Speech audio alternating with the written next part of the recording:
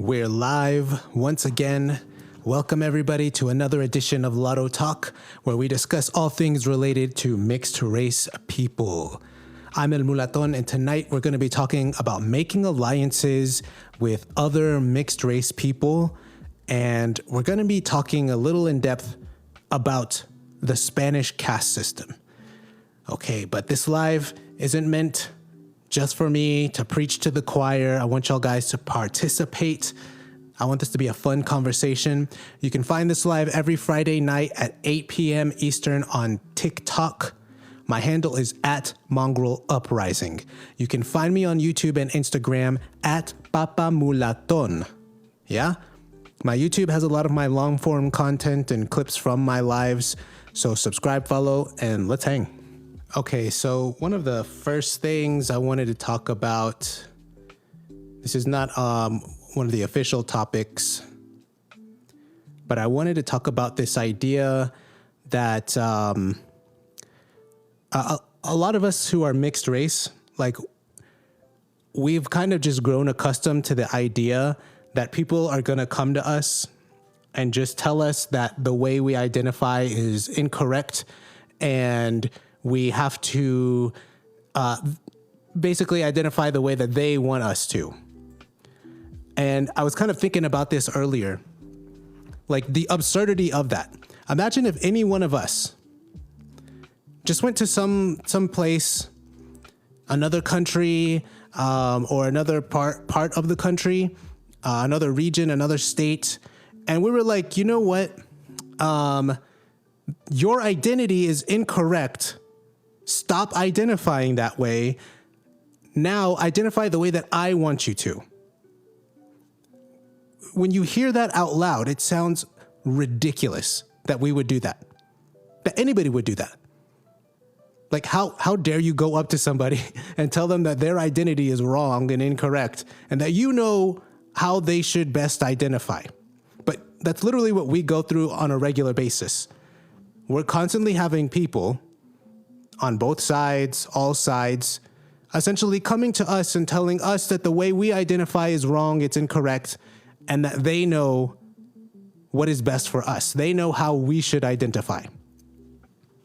And they don't take a second to even think about what they're doing and how obviously stupid that is. And they would not like it if we did that to them. I see some people coming in. What's up, Golden? Good to see you. I thought I saw Iberian. I see Mulatto Priest. Good to see you here. Goldstone Chase. Glad to have you here. Yvette Hill says most Mexicans are mixed race. Yeah, I would say, that's a correct statement. Most, the overwhelming majority are mixed race. They're like mestizos, they're lobos, or I don't know what you would call the mixture of someone who's like mostly native, but with a little bit of European, whatever that mix is called. I think that was called Chino or Coyote. I think it was Coyote. That's what it was called back in the day. But yeah, most Mexicans are mixed race. You bring up a good point, though, is that we tend to forget that because it's become, they have their own community, their own country. It's so ingrained now, like it's so set in stone, their identity, that we treat specifically mestizos as if they're monoracial, and they tend to behave that way, monoracial in air quotes. So it's, I would like for us to get that way for mulatos, because when you look at mestizos, whether they're Mexican or Colombian or whatever, we kind of just view them as being a single race, even though technically they're very recently mixed race. And they behave that way because they have all these different things, all the same things that a lot of monoracial people have. And I'd like for us to be at that point at some point in time, That's kind of the goal. Golden says, hey. Goldstone Chase says 1316. Mulatto Priest says, and the funniest thing is in the US, you can legally identify as what you want, but people forget that. Oh yes, that is totally right. Like all those little guidelines on the census, where they say, YT or BLK, and then they have like a little, description, like that's kind of just a suggestion. And it's all about self-identification. So literally we could, and when I say we, I mean any American can identify however the hell you want. And who's going to stop you? If I want to check Pacific Islander on the census, who's going to stop me? The government's not going to stop me. What basis do they have to stop me? And it's like this, I think, in most countries, but I was recently doing research on Brazil. I'm going to be releasing a video about the Pardo identity. And in Brazil, they have a definition of what Pardo is and what all the other racial categories are. But at least in Brazilian documentation, they emphasize that this is self-identification. Do you see yourself as this? If so, you can check it. Meaning if you see yourself as something completely different, you can do that. And it's not like they're going to, ask you to like attach a DNA test. Although way back in the day in Mexico, the census taker would kind of basically be in your home, look at you, and then pretty much tell you what your racial identity was. But obviously they can't do that anymore. Logistically, they can't do it. So yeah. Terry Bone, good to see you. Glad to have you here. We got Joe Casso. What's up, man? Good to have so many of y'all here. But yeah, that was just a weird thing I noticed. We basically need to not take these people seriously whenever they come trying to tell us how we should identify. Like I think for me as a content creator, like I want to like address almost every kind of argument that exists and put it out there for like everybody to be able to see, especially if there's any new people coming to this space. But if you don't feel like you have that duty, if you feel like, addressing these people or taking them seriously is going to negatively affect you, just forget these people. Just ignore them. When it comes to them trying to tell you how to identify. And you don't have to justify your identity to them. Yeah. All right, we got 101 likes. Let's get the likes up. Tap that screen. Let's tap that screen. Angelic Soul, thank you for the follow. Mulatto Priest says, I've had a mulatto tell me they used to straight up identify as white legally. Oh, yeah. Yeah, and what can they do to stop you? Like, I can't think of anything. I've never done that since I'm proud to be mulatto, but that just shows you what I mean. Yeah, exactly. And also, I think for another reason is how do you deal with the differences in racial classifications in other countries? Because what is considered white in Latin America or like Mexico, for example, is not the same here in the US. I've traveled and met mulattoes who were very clearly mulattoes, but in their country, since they had very pale skin, they just identified as white and it was accepted,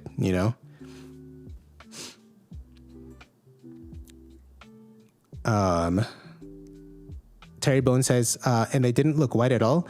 Mulatto Priest responds, nope, they did not. Yeah, you don't have to identify a specific way on the census. It's literally self-identification. Which is funny because, outside of the legal realm, people like to treat it as if it's a biological reality. Like you cannot identify as X because you don't meet the criteria, but legally you can identify however you want. So legally, it's a quote social construct and you can change your race to, in 2020, let's say you identified as white. In 2030, you could identify as black. According to the census and according to the law, that would be justifiable. That would be A-okay. But colloquially, in our everyday lives, we treat it as a biological reality. Well, I shouldn't say we, but a lot of people do. While pretending that it's a social construct, whereas in law, that's how it actually would be. That's actually how it is, a social construct in the law. So racial fluidity is a thing, yeah?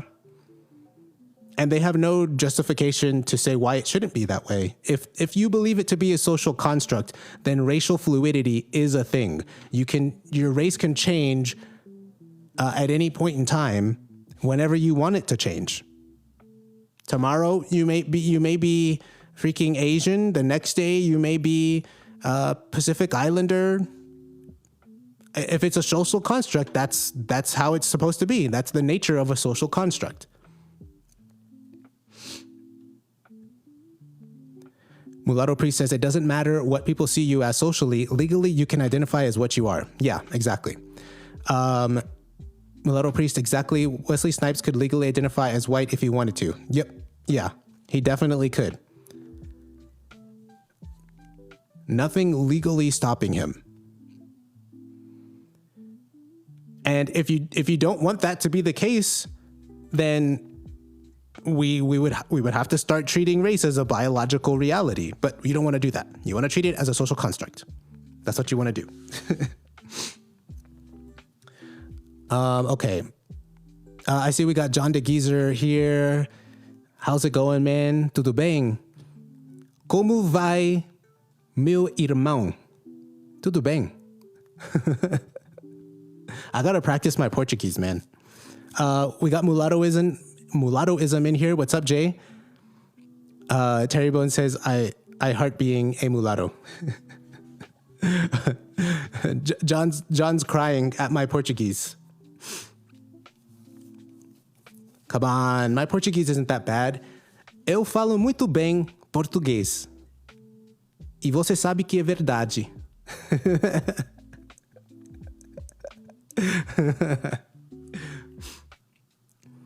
The thing is, I speak Brazilian Portuguese, and John, you speak Angolan Portuguese. Eu não sei falar português da Angola, nem do Portugal.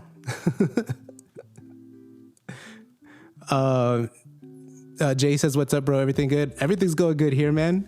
Good to see you." John says, "You got Portuguese." Yes. I've got Portuguese in my blood. At one point I had, what was it? I had like 9% Portuguese, and then they brought it down to like, I think 4%. I was pissed, but my Spanish went up, so that makes sense. But yeah, I gotta practice my Portuguese. Let's see who else is here. Kev Ben, good to see you back here. I haven't streamed in a while. The last time I streamed was like the 19th of December, so it's been a while. Like I said, I don't know how long I'm going to be able to be on this live. My camera apparently still needs battery charge even when it's plugged in. So this may be a very short live. Who knows? But I'll try to cover all the topics. Yeah. John says, "Yo, Jorge, where's your green card?"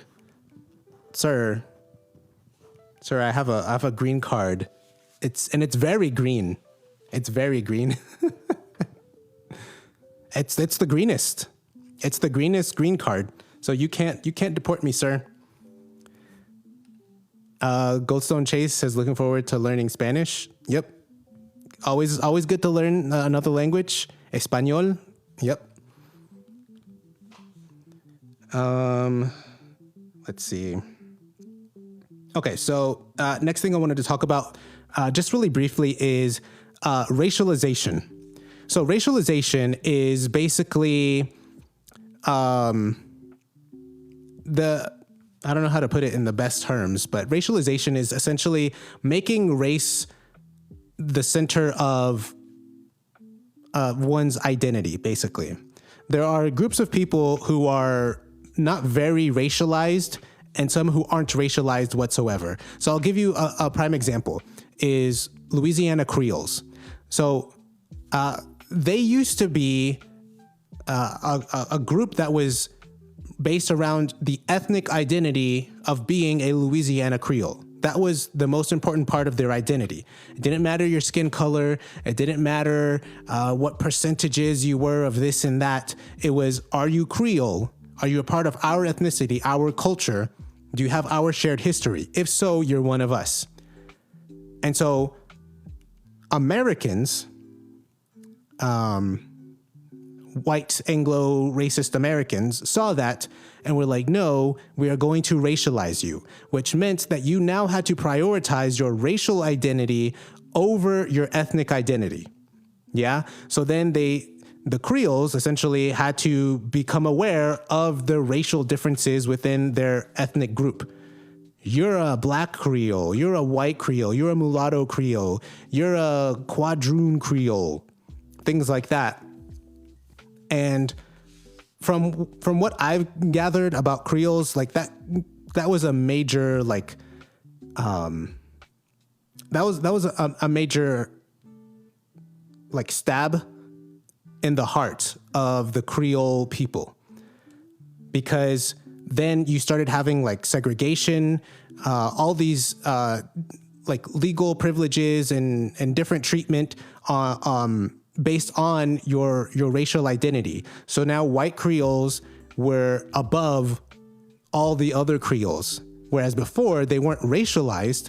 And so as long as you were Creole, you were a part of the tribe. And so once they became racialized, that kind of destroyed them. And we see this happening today with Dominicans. Like Americans are trying to racialize Dominicans. Dominicans, maybe not in every circumstance, but for the most part, as long as you're Dominican, you're part of the tribe. It doesn't matter your genetic percentages. It doesn't really matter your color. As long as you're Dominican and you have that shared history, that shared culture, then you're one of them. And now we see Americans trying to force Dominicans to racialize and say, hey, say you're black, say you're white, and value that racial identity over your Dominican identity. Yeah. And so I used to believe that, oh, wait a minute. No, hold on. I used to believe that black people hated racialization because they talk about racialization in the most negative terms. Like when you hear them talk about colonization, like how race was invented, you know, when the first colonies were created, which is not true, but that's what they believe. And they talk about how you're dividing people whenever you start having different racial identities. But I'm starting to think that maybe they really like racialization. And it's akin to the one drop rule where they say, oh, they say YT supremacy is bad, but then they promote the one drop rule, which is YT supremacy. They say racialization is bad when they look historically, but when it comes to now, they're like, no, say you're black. You have to have a racial identity. You can't just be Dominican. You have to have a racial identity. And so one of the things they're doing is essentially, I would say, I don't want to call racialization YT supremacy. I'd have to think about it a little bit more before I call that. But I certainly think forced racialization is a bad thing. If someone doesn't have a racial identity, like they have, like in their culture, that's not really a thing, I think it's certainly bad to force that onto people. I think if they willingly racialize, I can understand that. But forcing them to do that is, I think, is absurd. And so what we see is black people racializing other groups around the world. So I'm going to be releasing a video talking about certain groups around the world. But we all know that there are dark-skinned people outside of Africa. Like dark-skinned people who don't have recent ancestry from Africa. People like in like Indonesia, the Philippines, Papua New Guinea, Melanesians, Australian Aborigines. These are dark-skinned people who have historically, to my knowledge, have not identified as black, have not had a racial identity, but Black Americans, and they're probably not the only ones doing this, but they're the spearhead, Black Americans, are now forcing those people to identify as black and force them to adopt a racial identity. And I think that's something that's very destructive, because you're essentially, I think when you do that, you destroy some other identity. So like I mentioned with the Creoles had their ethnic identity, and for the most part, that was good enough for them. But then once they were forced to racialize, it split them up. And you could argue that there was a second wave of racialization. I spoke to a Creole guy, and he told me that the Black Power movement that happened in the 60s was another stab in the heart for the Creole identity, because people were like, oh, now it's cool to be black. There were a lot of changes happening in America around that time. Civil rights was the Civil Rights Act passed, I think, in the early mid 60s. And so like being black was now the cool thing.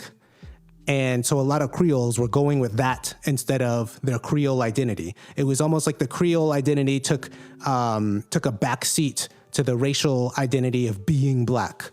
And that's just the way racialization seems to work, is it destroys ethnic identities.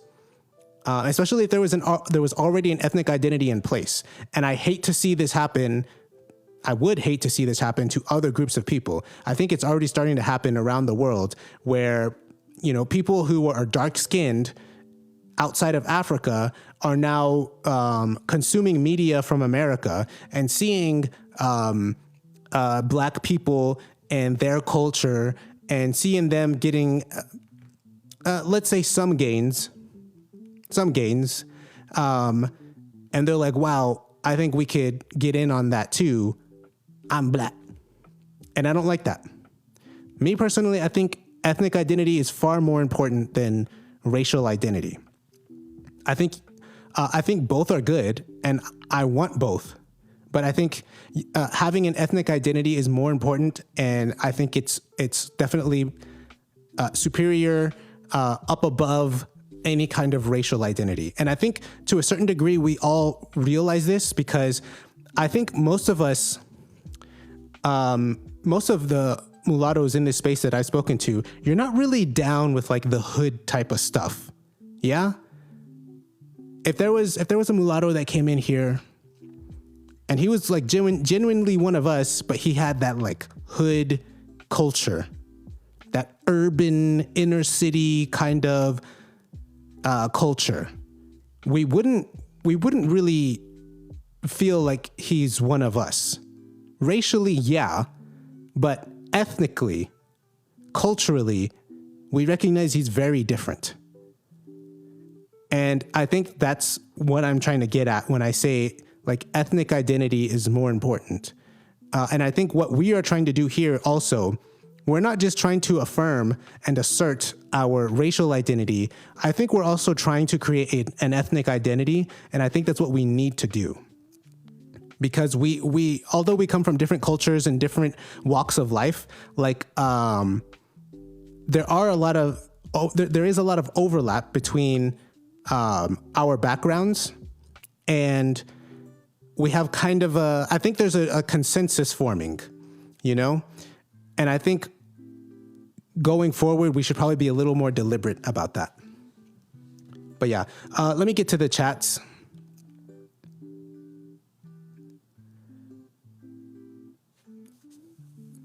Okay, Iberian says, eu vou deportar Jorges. Okay. I'm claiming that you were the coyote that brought me here. That's what I'm saying. So they're going to deport you too, man. Iberian says, não precisas chorar, eu não sou gelo? Is that how you say ice in Portuguese? Gelo. I think it's gelo. Kev Ben says, yeah, the caste system. Let's see, jokes about deportations. Irene says, fica calado, Jorge, eu vou chamar ice em ti. Oh, I forgot you speak, you don't speak Brazilian Portuguese. Em ti sounds funny. John says, I'll never be pro-black. Yeah, I don't know how you can. How are you going to be pro some other group and not pro your own group? Mulatto Priest says, I mean, I'd say he's still one of us, just brainwashed, but I get what you're saying. I do think culture and ethnicity is important, though. I do think race does need to be acknowledged. I mean, we delineate from whites and blacks for a reason. Yeah, I believe racial identity is important. I just think ethnicity is more important. I don't think you should ever forget about your racial identity. It's just about how you treat it. And yeah, that guy in that example I gave, he would be one of us racially, but he wouldn't be one of us.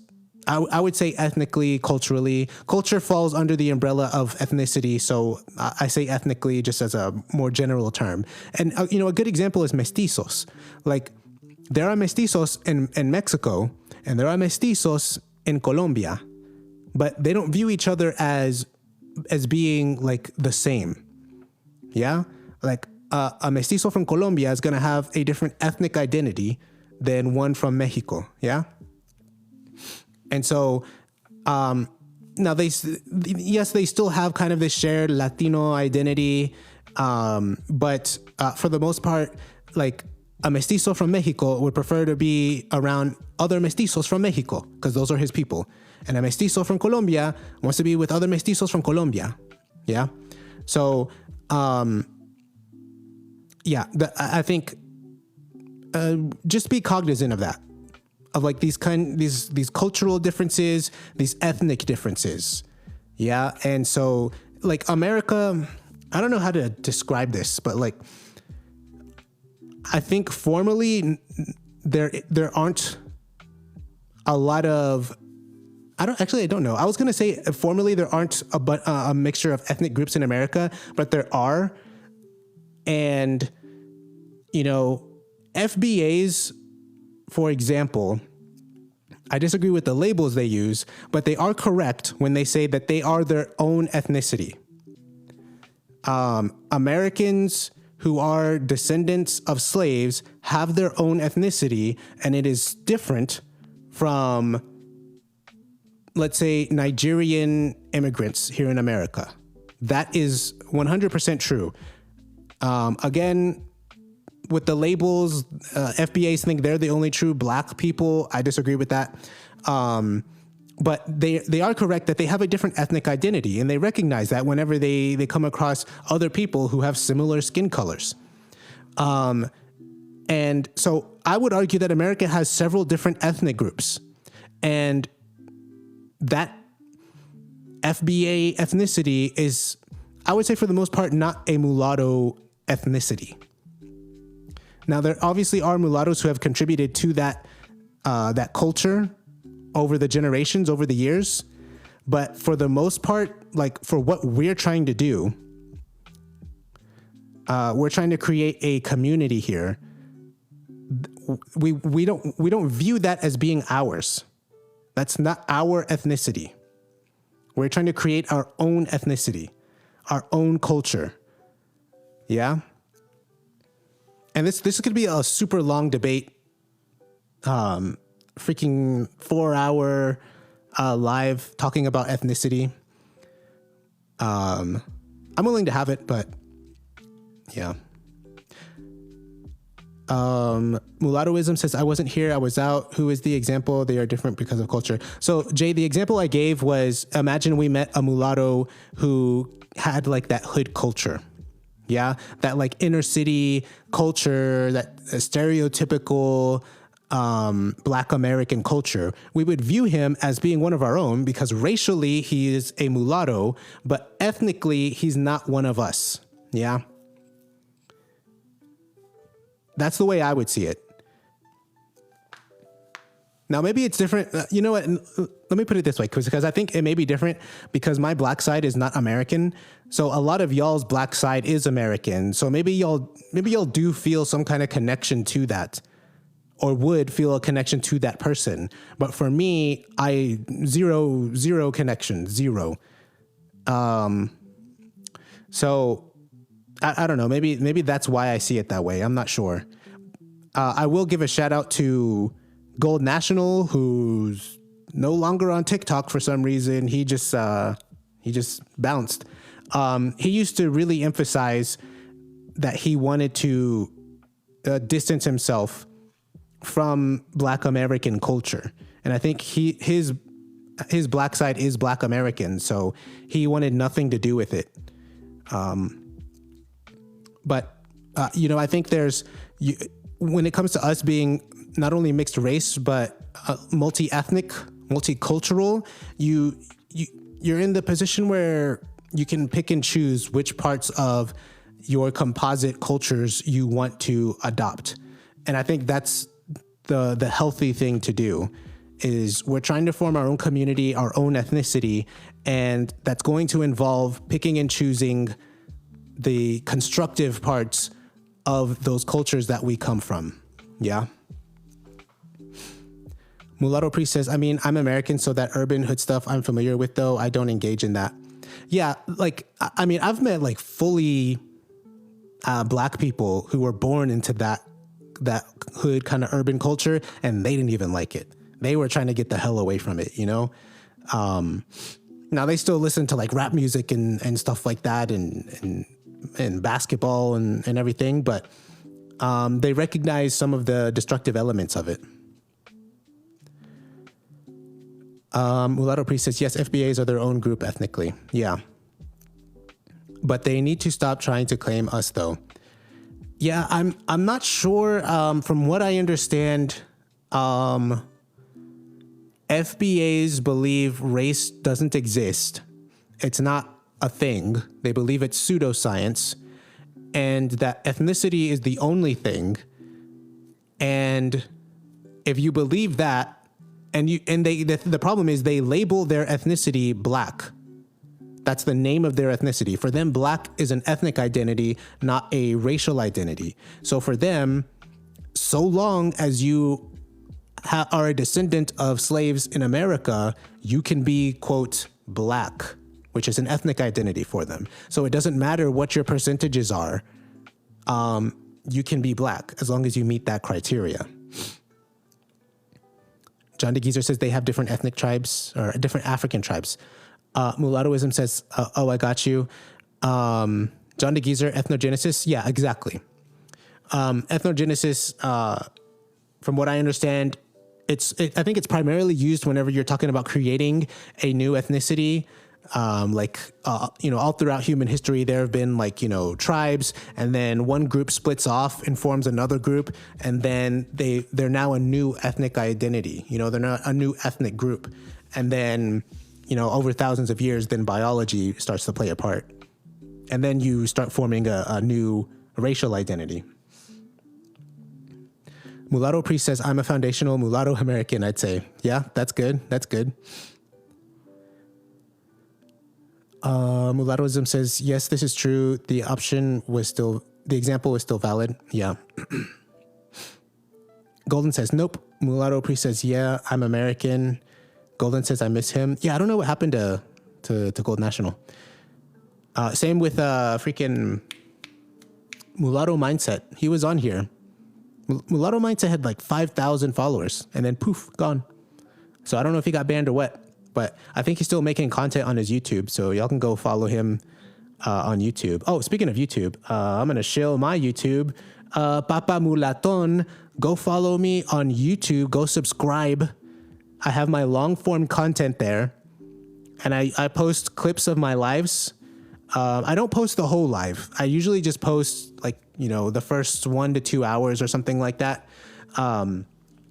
But a lot of good stuff over there. Also, every now and then I'll post like a shorter, 10 to 15 minute video, something like that. I will be posting a video shortly talking about Pardo, the Pardo identity, because I don't know if y'all saw, I finally had another post on TikTok go kind of blow up. For some reason, TikTok had me in a rut where all my videos were getting like 500 views and nothing more.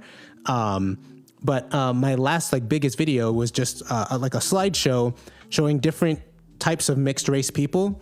And one of them in there, I put Pardo, and there was people blew up in the chat, in the comments, I mean. And so I'm going to be making a video specifically talking about Pardo. And there is a lot of crossover with the history of the mulatto identity. So I think y'all are going to like it. So Papa Mulaton.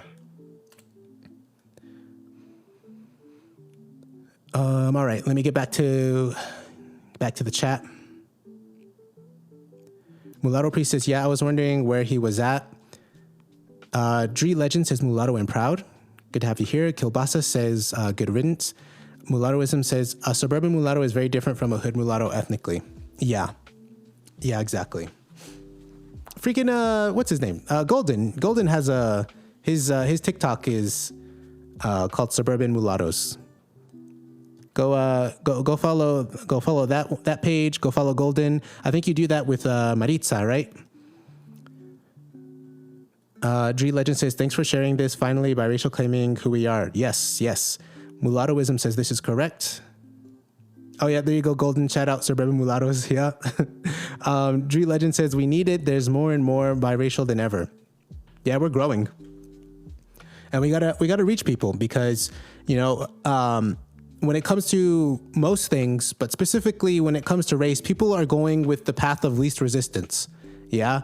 And what's the path of least resistance? Do I identify as mixed, biracial, or Latto and then just get attacked by everybody online and people wishing me to no longer be alive? Or do I just identify as black and then just take it? Just accept it, and then I don't have to really think too much about race anymore. Just whatever black people say, just check. I sign off on that. Yes, I do. Yeah, people are going to go with the path of least resistance. They're going to go with the easy option. Yeah. Kilbasa says, curry seasoning ethnic group. Golden says, it's a degenerate culture. Yeah. And a lot of them know it. And they're trying to get out of there, and I commend them. But unfortunately, a lot of them are too married to the culture, and they don't want to admit that there are destructive elements. Iberian, but they still practice that hood culture. Yeah. Dree Legend says, do live every day. Every day? I do them once a week. Every Friday, 8 p.m. Eastern. Mulattoism says Gold National was very anti-hood mulatto stuff. Yeah, I like that about him. Yeah. Because again, that's not my culture, but it was his, and he was willing to, call it out. And so I think he was a really good voice for us to have in that regard. Because he could speak out against it, Mulatto Priest says he's on YouTube still. Yeah, Mulatto Mindset is still on YouTube. Yeah, I think, my guess is that he just wanted to change directions. So, I don't know. Gold National was an intelligent dude. Yep, very much so. Mulattoism, I never saw his TikTok account again. Yeah, I don't know. Hey, Amma, good to have you here. He told me he was deleting his account at the beginning of the year, unfortunately. Really? Did he say why? I don't get that. Mulattoism says mulatto pardo. Yeah? Or pardo mulatto. Those were both things, real things. Mulatto Priest, he emphasized that we're forced to embrace European culture more. It is what it is. Let's see. Johnny Keiser says, bro, I'm mulatto. Also, Gold National said he was going to delete his account at the beginning of the year. Holy crap. Mulattoism says he told the same. We spoke a little bit earlier this year and he deleted Damn, why though? I don't get that. He was doing good. Johnny Geezer says, very proud to be African mulatto. Yeah, you're a rare breed. I never thought I'd meet an African mulatto, but that's awesome. Bem-vindo. Lady in Red 2, thank you for sharing the live. Let's see. John keeps insisting that he's mulatto. Mulatto Priest says, I used to identify as black and tried to speak for the black community myself for years. I'm a multi-gen, so I was raised thinking I was black pretty much. Yeah, for me, I was raised by both my parents to identify as both, you know, which was weird because they would always give me mixed messages like, you're mixed, but you're both at the same time type of thing. And then when I was like in school and things, people would just see me as black. And so I was like, I guess I'm black, you know. I don't think I was ever really enthusiastic about it though. I don't think I ever went through a pro-black phase. Like I was super lefty, like, you know, socialist, quasi-commie type of thing, but I was never like on the pro-black side of those things. And I'm not sure when I exactly had my like awakening, but I know I did leave the left wing type of stuff. And I don't know, it was probably maybe 10 years ago. I don't know. I think, you know, I honestly think it was probably a slow transition from just accepting the black identity to then questioning it. And then finally like, no, I'm none of this. Yeah. Mulata Premium, good to have you here. She says, we need more people making mulatto content. Yes, exactly. The more, the better. And it doesn't all have to be the same type of content. You know, we can create different types of content. We can create content unrelated to mulatto stuff, but you know, every now and then throw out some mulatto content. You know, I was speaking with a mutual, and we were kind of discussing different like strategies, and you know, we were talking about how there's like a balance that you have to walk as a content creator. There's content that you want to make that's very niche, like niche mulatto content. Yeah. And that's only going to appeal to a small audience, like the people here on this live, you know? And so it's not going to get many views. It's not going to get you many more followers, but the followers it does get you are going to be like very loyal followers, very loyal supporters. Yeah. But like one of my more recent posts, if you make something that's not super niche, that's more broad, you know, that appeals to a wider audience, then you're going to get more views, more follows, but those followers aren't going to be as supportive, as engaging with your content, you know, but it does boost your numbers up so that the next time you do make a niche mulatto video, it's going to have a wider audience. Yeah. So I think that's a balance. So content creators, I suggest figuring out what's the right balance for you. I would say do both. Create niche mulatto content, but then create some content that's a little more generalized. Yeah. I'm still trying to figure that out for myself too. Mulatto Priest says, yes, we do need more. John says, I'm a real mulatto from Angola. Say it in Portuguese though. Let's see. Mulatto Priest says, we're all real mulattos. Lady in Red 2 says, I'm African mixed race too. Awesome. Welcome. Let's see. Johnny Giza says, be proud. I never been pro-black. How many times are you going to say that, John? Okay. I'm going to get into the two topics that I had. If anybody wants to jump up on the panel, that's fine. Let's see here. Yeah. Okay. So the first topic I think is going to be pretty brief. It's going to be talking about creating alliances with other mixed race people.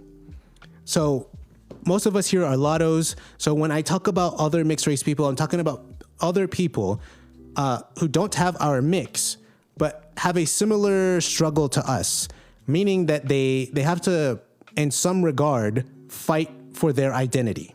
Yeah. So the obvious examples would be like Eurasians, Wasians, Hapas, however you want to call them, Blasians, although I've not really seen many Blasians here on TikTok or anywhere really.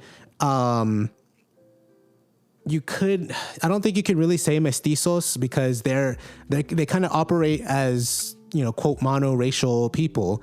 So I don't know if you can count them, but obviously we would create alliances with anybody who wanted to with us.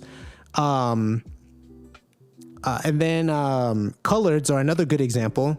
We're kind of, some of these alliances just come kind of naturally. Like I didn't really have to try to create alliances with Eurasians. It just kind of happened naturally. We have a lot of similar struggles, same things because we're having to fight for our identity. So we just create these natural alliances. Same thing with coloreds. Like coloreds, they don't necessarily have to fight for their identity, but they I don't know how to describe it because there is a lot of racial conflict in South Africa and there's very clear sides. At least I think so. There's coloreds, there's like the whites, there's the blacks, the Bantus, and then you have, I think Khoisan are kind of like their own thing,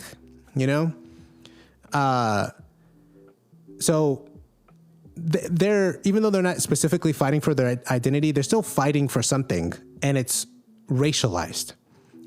And that's why it's a little different, like I said, with mestizos, because they don't really have to fight for their identity. People just accept them that they're a thing. Most people just call them Hispanic or Latino. I hate that pronunciation. I freaking hate when they say Latino. But their identity is pretty much set and everybody recognizes it. So they don't really understand our struggle. But coloreds, Eurasians, and probably Blasians, they do. So we create alliances with them. And I think moving forward, I want to try to be a little bit more deliberate about that. So you may see content from me talking about other mixes, other mixed race people and other things that they do. I've already kind of done that. Like I made a video about the Khoisan in South Africa, and that got a whole bunch of colored people following me and looking at my content. I recently made a post talking about all different kinds of mixes, and I got a lot of new followers from that. Hopefully, a lot of mixed race people. And so, I think if we go about this, we're definitely gonna have more people in our corner. Maybe they won't be Lattos, but they'll be in our corner supporting us, willing to fight with us. And so that also means following other mixed race content creators, liking their content, sharing their content, commenting, just engaging with their content and trying to help them get that boost. Because imagine a scenario where, I don't know, like let's say a Blasian content creator who supports us, is with us, and then he gets huge, talking like huge numbers, all across platforms. And now we've got this person that is popular, famous, has got a bunch of eyeballs, and he's on our side. Racially, he may not have our mix, but he's like, you know what? We got to start respecting mulattoes. We got to start recognizing that they are not black; they're their own race. That's going to be huge for us. That's going to get people like asking questions. People are going to start searching that content, and what are they going to find? They're going to find us. So that's a good thing. So. Moving forward, I think we should do that. I think that's a very good strategy. I think we're already doing that. I've seen some of y'all engaging with other mixed race content creators, and also just engaging with other mixed race people. Freaking Dominicans are a good example. Dominicans are another group of people that have to fight for their identity, and that's another just natural alliance that we've gained, and so we just got to keep it up, you know. I have a lot of Dominicans following me, and I usually try to like their videos. Sometimes I try to comment, just try to engage, try to help them boost their numbers up and things like that, because they recognize what we're going through, we recognize what they're going through, and I think we can help each other mutually. All right, let's get to the chat.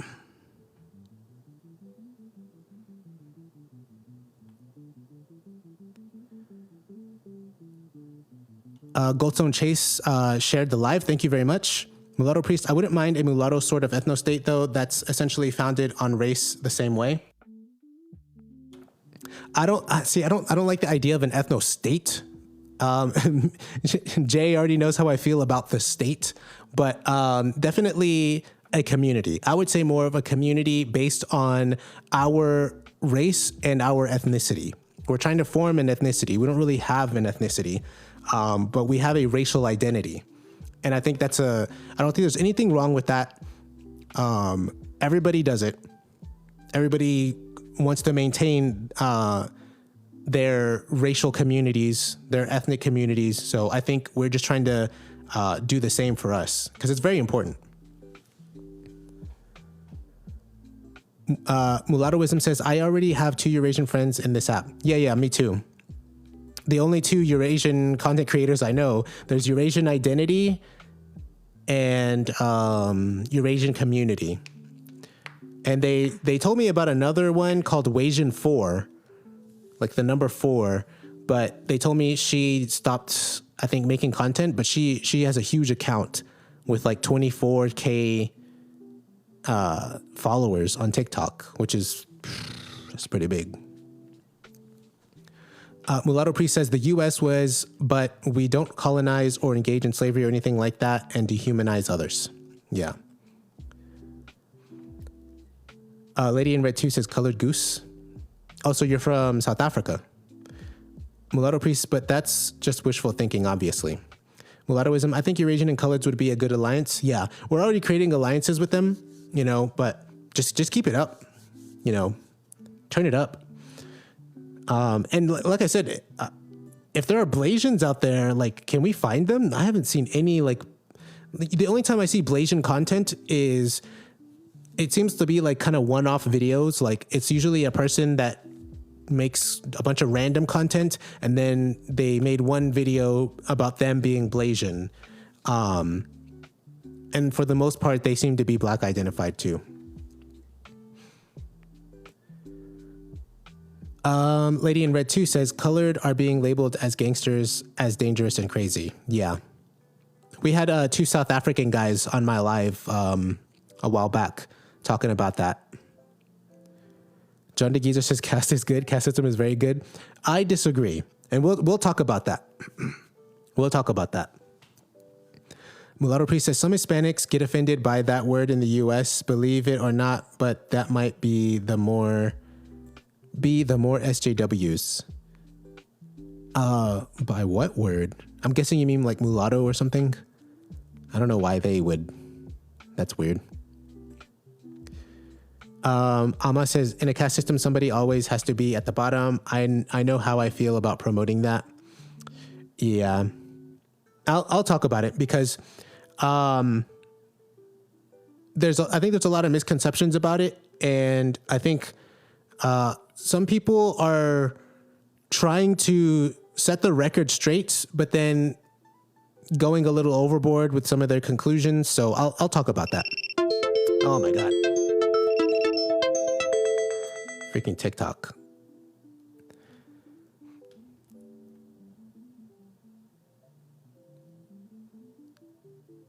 Let's see.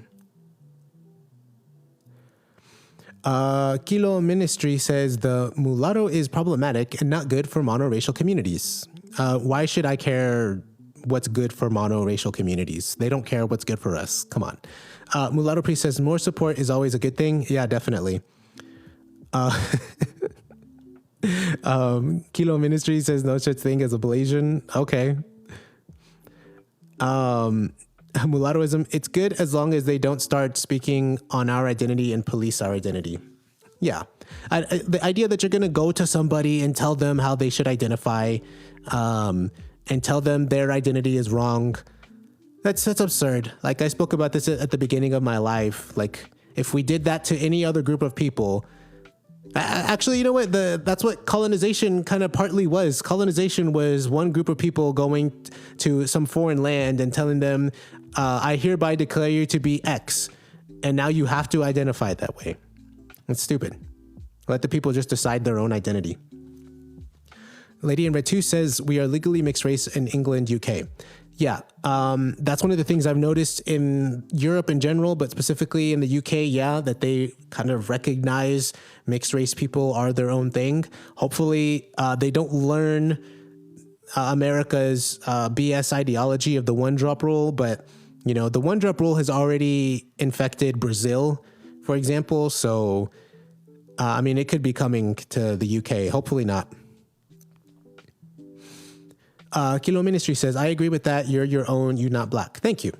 Mulatto Priest says, as long as they accept us as what we are, I think it's fine, and don't try to tell us not to call ourselves mulatto. Yeah. You just don't have to comment on our identity. Like you could just leave us the hell alone. Like if you got a problem with us, with the way we identify or something, you don't have to, we're going to do our own thing. You can just leave us the hell alone. Yeah. John DeGizer says, I'm gonna colonize Angola. Oh, colonize. You mean colonize Angola. Angola needs me a mulatto to be a leader. Oh, man. I think John's had a few. Yeah, he's had a few. Cerveja. Lydia Red 2 says, we have people in harmony in UK for mixed race families and people. Really? I've never heard of that. I don't think creating our own ethnic enclaves is a bad thing necessarily. Yeah, I don't think it is. I think it's necessary. It's what everybody else does. You know, we have like immigrants coming here, crossing the border or hopping on a plane, getting on a boat, and then they come here and what do? They create their own enclaves. Yeah. We have, this is something that historically happened, like Little Italy exists, Little Havana exists. Nobody looks at those two places as threats to America or threats to some monoracial group of people. You know, Chinatown is not a threat to anybody. But again, these are just people who don't want us to, have anything.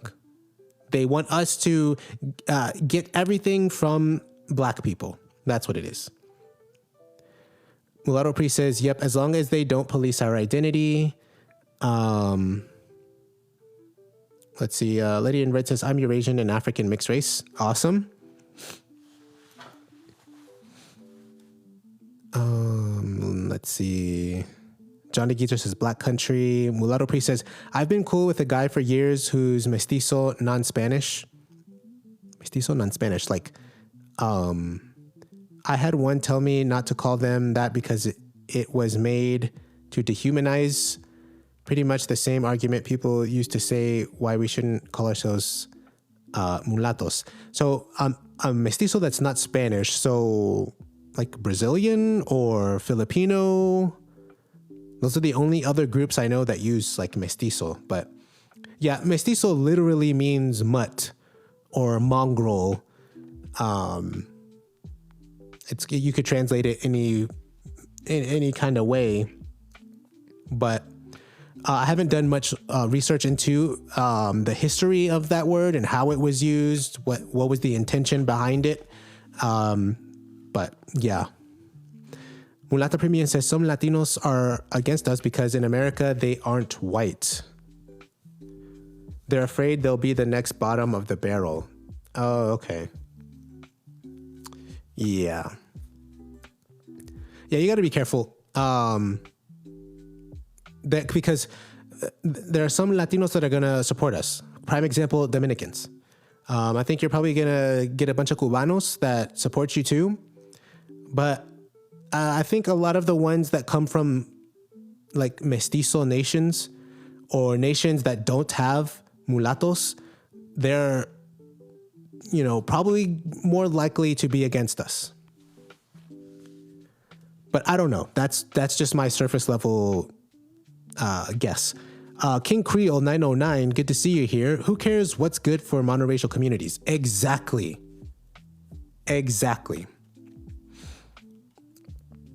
John says colonization kind of good. No, John. I mean, my position on colonization is it was bad, but I'm glad it happened because we all exist because of colonization, you know? And I like existing. I'm not gonna hate my existence, you know? Mulattoism or doing purity tests to self-identifying mulattos. Yeah. Mulattoism, imagine another mixed race telling a self-identified mulatto biracial that they aren't mulattos. Exactly. But we definitely need alliances. Yeah. Yeah. What, you know, I'm never going to try to like tell Eurasians like what a real Eurasian is or something like that. Or like a Blasian. You know, I do think about those things. Just from like a logical perspective, but you know, that's not my identity. So it's not my place to be like, hey, do this, don't do that. We're at 3.2K likes. Let's get the likes up. Let's tap that screen and get the likes up. Thank you everybody that's here, that's shared the live, that's engaging. I really appreciate it. I'm going to finish out these last chats and then we'll move on to the second topic, which was the Spanish caste system.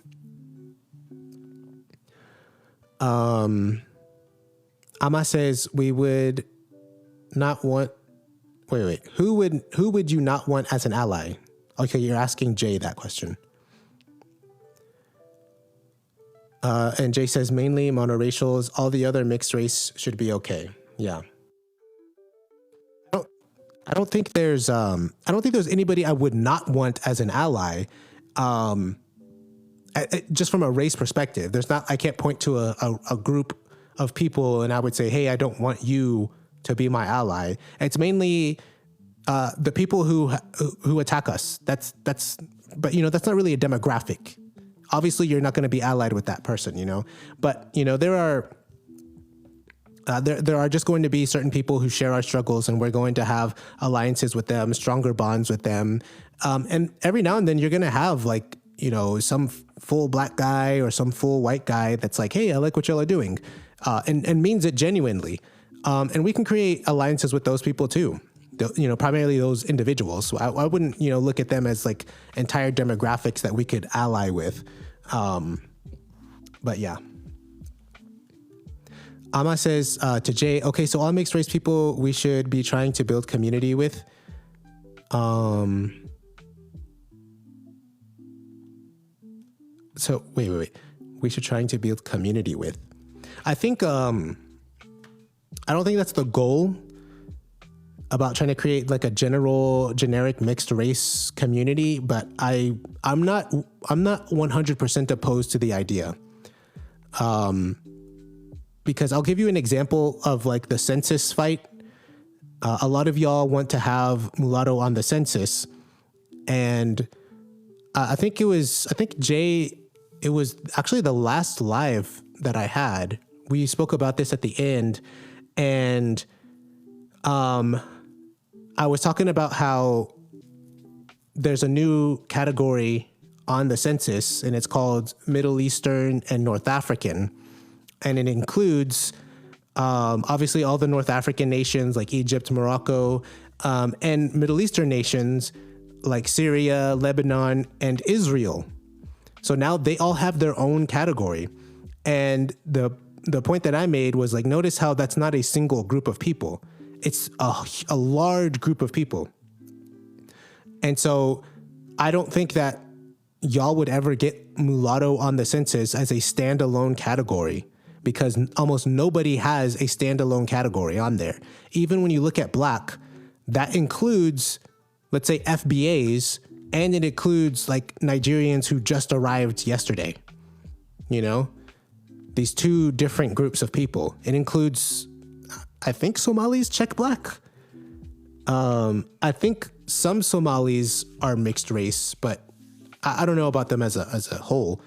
So the point I'm trying to make, though, is that it is more likely that y'all are going to get mulatto on the census if you include it in a larger group, such as a generic mixed race category that includes Eurasians and Blasians, and maybe mestizos too, or something like that's going to be more likely to get on the census. But again, you'll need a community first.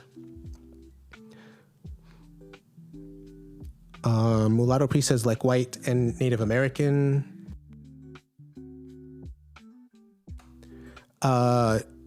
Jay says, in my personal opinion, we should create alliances. Mulatto priest says, but I was saying some Hispanic people get offended by mestizo. It's weird. Yeah, some of them do. And that's usually if they're more on the left-leaning side or they're trying to like connect with their indigenous ancestry. That's from what I've noticed. I think for the most part, they don't view mestizo as like a negative thing, but I don't like even in Latin America, Jay, you may be able to correct me because things may be different in Venezuela, but like from some of the countries I've been in, they don't really use mestizo that much, you know? Like they have like one country that I went to, they had such a thing as like ethnia. So ethnic identity. And there was, what were the ethnias? It was in Guatemala. So they had, on the census or the forms, under ethnicity, it was like Maya, so like native. And then there was a category called Ladino with a D, Ladino. And that represented people who were not like native, but more, we're not involved in like the native culture, let's say. They were involved in like the generic Guatemalan culture that's not native. And I don't believe they ever had any kind of like, you know, blanco, whites or moreno, black and mestizo. I don't think they have that. And from the people that I was talking to there, like you kind of had to pull it out of them for them to finally say mestizo. Like I didn't want to like encourage them to say mestizo. So I asked the question, I was like, so like, how do you identify? And just an open question like that. And then they would tell me, and then I'm like, what about your other identities? Because we all have multiple identities, you know? And then it was like, oh, well, I'm this, I'm that, and I guess I'm mestizo too. And it wasn't like one of those things where like in America, if I ask, so what are you, you immediately think race. Or if you're like an immigrant or something, you immediately think like your nationality or something like that. But it wasn't like that where I went to in Guatemala. Okay, so let me, I see Jay. Let me bring Jay up.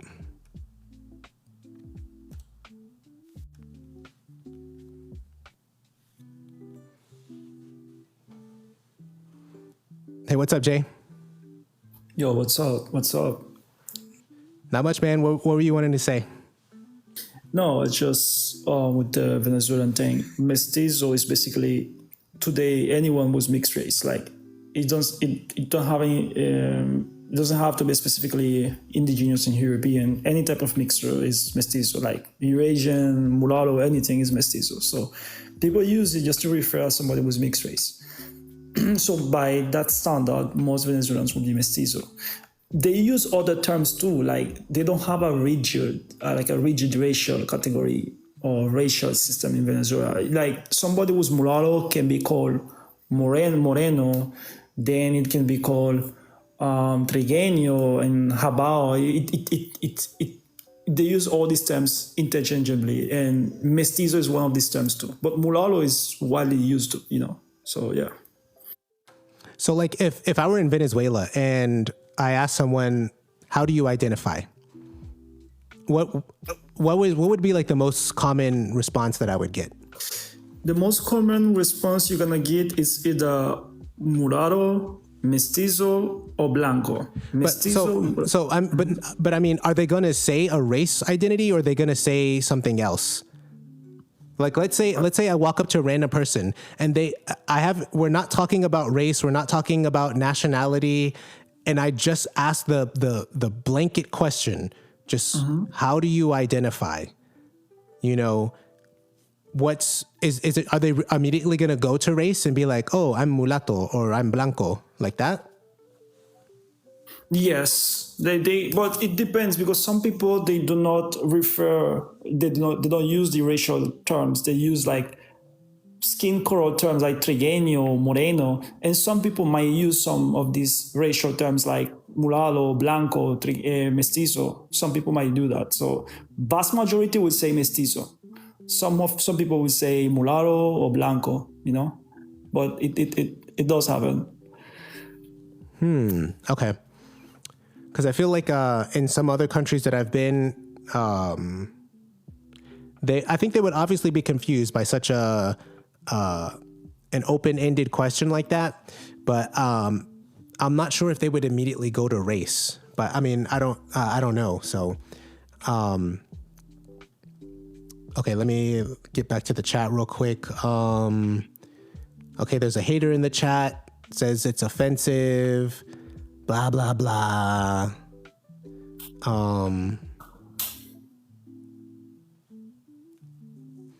Mulatto Priest says, yeah, mulatto used to be on the census. Yeah.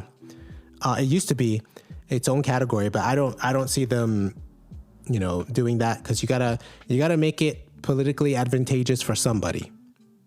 Maritza say in the comments, in Cyprus, regardless of ethnicity, they just say they are Cypriot. The thing is, in Venezuela, unlike, for example, Dominican Republic, where they just go with Dominican, people in Venezuela, they do understand that nationality and skin color is two different things. They might say we are Venezuelans as a nationality, but when you ask them, what are your race or what is your skin color, or whatever, they're going to reply with terms they use over there, like mestizo, for example, or trigueño, or moreno, or negro, blanco, mulatto. So yeah, the vast majority will say mestizo. Gotcha. Lady in Red says Somalians consider themselves Arab in Africa. Really? I mean, I know they're mixed with Arab, and they speak Arabic, I believe, like a dialect of Arabic. Maritza, good to have you here. She says, I don't think we will have mulatto, but being able to specify your mix is important for stats. And the Mulatto Priest says, I mean, you can check more than one on the census. So I made a video about this, why I don't like the idea of like checking more than one thing, because I worked at a place where they allowed that. And so I checked, all the things that I am. And then once I started on the job, I started getting emails about, join this black club and Black People United and black this. But I wasn't getting any kind of emails for joining any other kind of racial groups, just the black groups. And so I think what they were doing is behind the scenes, they were enforcing the one drop rule. They were like, oh, this person checked black, ignore everything else they checked and only pay attention to the black part. And then they just send me all the black stuff. So that's kind of a trick that people, I think, are going to be playing in the future for this, like, check all that apply. They're basically, and they could do it retroactively. So even if like now they recognize all the things you checked, in the future, it could be some new administration, some new person at the OMB. And then they're like, you know what? One drop rule. And now you count as a black person and you don't count for anything else. So. And the thing is, why I want to be careful with like the whole building community. I think we need alliances as content creators, especially on internet and social media. That would be helpful to have more reaching and all experiences will be heard, But in terms of community, to have a sole mixed race community, it's messed up the whole point, because you're gonna have a group will be majority, you're going to have another group who will be the standards. And when you have mixed race as an identity, the purpose of a mulatto community, for example, it's lost because at the end of the day, it's going to dilute. If you have a mixed race category on the census, like for the whole mixed race, let's say communities, like for example, somebody who's half Japanese and half white is Eurasian, they can be very good allies for the social media content, but as a community, it's very different from somebody who is half African, half European, or somebody who's indigenous, African and European. I think this line have to be drawn where when we talk about community, it's a whole different thing, you know. Like when you talk about alliances and community, there's, you know. Yeah. I think if the idea of having a generic mixed race community is that everybody would be mixing, and it wouldn't be like we're secretly over here trying to create our Eurasian group and we're secretly over here trying to create our mulatto group and increase the numbers. It would be everybody has to mix, you know. But I definitely want to focus on having a Latto community. Like that's the goal. And I think we can do it. It's just a matter of sticking to this, you know. I saw we had Afro Latino history guy in here. I don't know if you're still here, but welcome. Let's see. Let's see. Where was I? Mulata Premium. Okay. I'm cool with Afro Latino history guy. I don't have any issues with you, bro. But I know a lot of people here, and myself included, have differences of opinion on some of the stuff you do. But in general, like I've never had any bad interactions with Afro Latino history guy. So he and I are cool. John de Geezer says, in Angola and Portugal, they call me a mulatto. Hell yeah. Let's see, where am I? Mulatto priest, if you were in the US, there's nothing for mulatto specifically here, and anyone white and black is still socially considered black. Yeah. Where am I? I'm just gonna skip a whole bunch and then get to the. Oh, I think I'm already at the end. Never mind. Mulatto priest says, yeah, that'd be too insane. Every culture and racial ethnic group is too different from each other. There needs to be a dominant culture group, at least on a mutual identity. I think if you like I said, if you create a community and the idea is just we're all mixed, it's everybody has to mix together, and we would. You honestly might have to be deliberate about saying which parts of which cultures we're going to. Use to form our new ethnic identity. Yeah. But that's kind of like what we're already doing, because a lot of us are mulattos, but like Jay's from Venezuela. Like I'm American, but I have like Mexican heritage. I think Maritza's from Cyprus.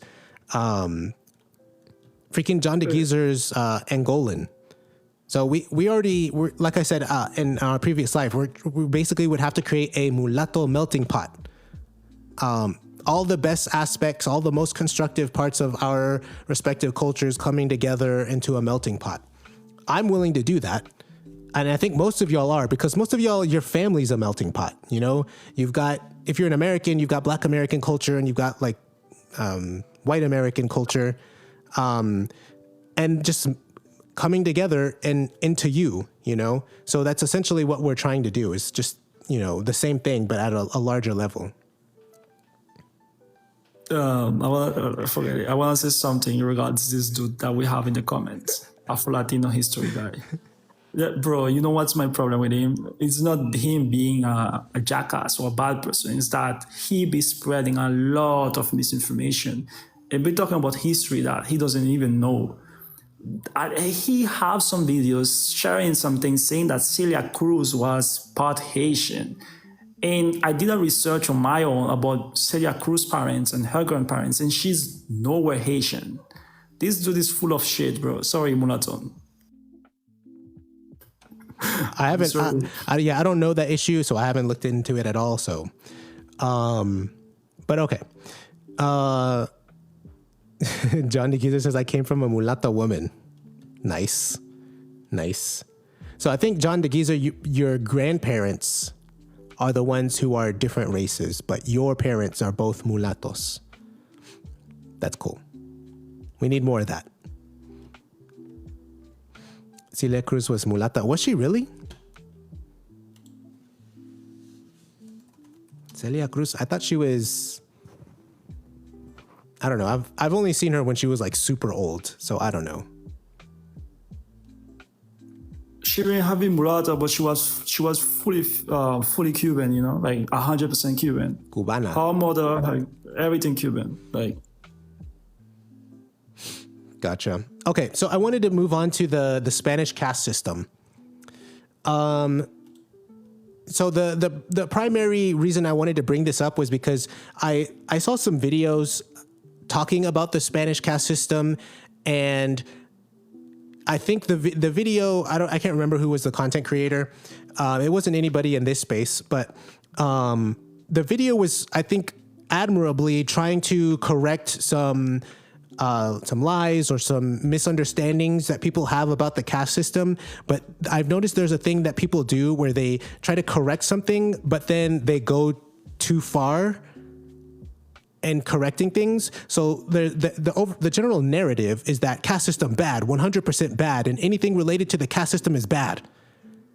And that leads people to kind of just believe some wild things. And then if you try to correct it, you kind of have to go about this in a delicate manner. And you can't put yourself in the position of essentially trying to rehab the caste system. Like, my position is that the caste system was terrible. So what do I mean by the caste system? When I say the caste system, I'm referring to not even just the Spanish caste system, but any caste system, where you basically create this almost arbitrary, artificial hierarchy of people. And obviously people at the top have the most privilege. They have all privileges, and people at the bottom have lesser privileges. Now, I'm not inherently opposed to hierarchies. I think hierarchies are good. I think hierarchies form naturally and are based on like merit and competency are a good thing. But when you have arbitrary hierarchies and enforce them, I think that's a bad thing. And that's essentially what the Spanish caste system was. I mean, I probably can't say it was entirely arbitrary, but it certainly wasn't that much of a natural hierarchy. So one of the things I want to start off though, Jay, do you want to like give any opinions so far on that part? Like on the caste system? Yeah, just in general, like what do you think about the caste system? Good, bad? What is your opinion of it? I don't think it wasn't good or bad, because on the standard of that time, it was the normal thing, you know? Like when we talk about history, we can compare today's standards with standards at the time.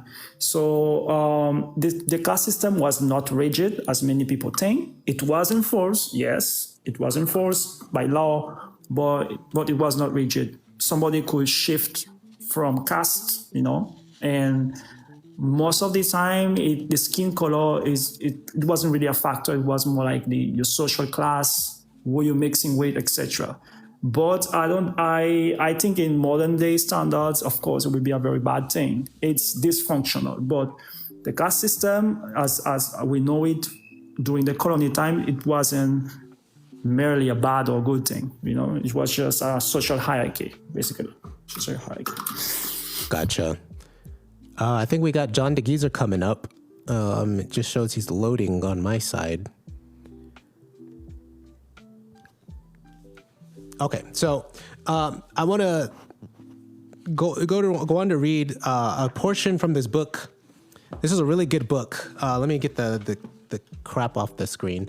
So the book is called Purchasing Whiteness by Ann Twynham. Pardos, Mulattos, and the Quest for Social Mobility in the Spanish Indies. So this is a super thick-ass book, so I'm nowhere near finished. I kind of just barely started, but it's already got so many good gems in it. And I want to read a portion talking about how like the Spanish viewed identity, I guess, in the colonies. So let's see. I don't know if it's worth even putting this up here, but okay, so I'm starting out down here. It says, readers need to unfix race to signal that the categories we recognize as racial are not stable or pan-historic. Rather, the point of carefully historicizing racial usages is to understand better both early modern racism and those of our time. Now, we're not here to try to better understand racism. We're just trying to get a feel for how things were in the past. She goes on to say, the goal is to explore those variables that made it possible for some in the Spanish Indies to fashion their premier identities on the basis of other characteristics than a biological racial determinism, even within a regime that nonetheless accorded special superiority to whiteness.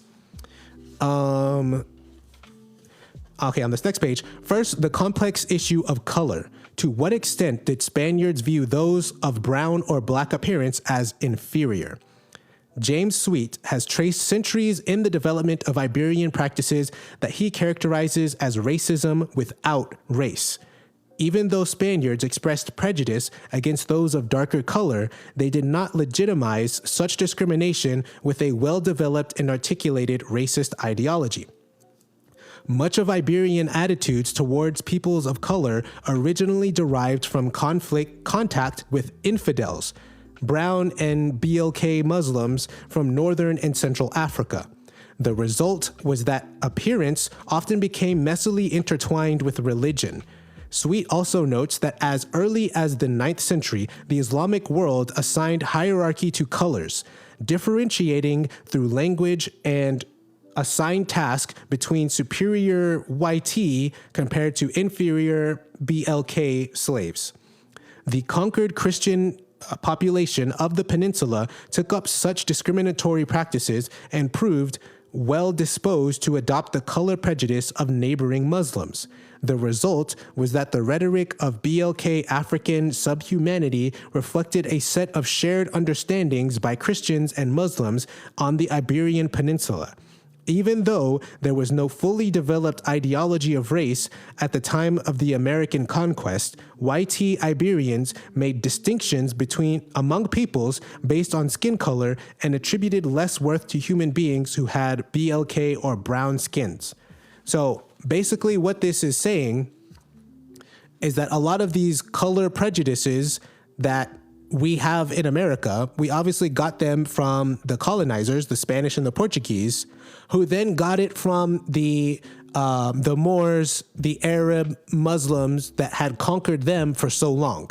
So they had, obviously we all know that the Arabs had slaves, particularly slaves from sub-Saharan Africa.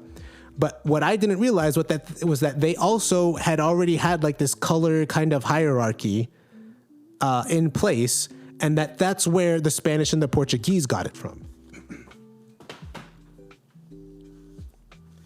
So I think that's a good foundation to start things on when it comes to the caste system that we're going to be talking about, because we're going to be talking about like the different categories and how and how they were treated, the different groups, and how they were categorized. Ama says that proves our point about the word muwalad. Yeah, exactly. A lot of things they got from the Arabs that had been conquering them for years. Yeah, Jay, you want to say anything? Yes, the caste system in the Americas, besides being very large, it's very complex. And Mulatto, I think there's a lot of categories people don't really know about. Like if I tell them in some places, there's people were called Chino and Lobo, and I don't know how many people they had registered under that category, but it exists, So,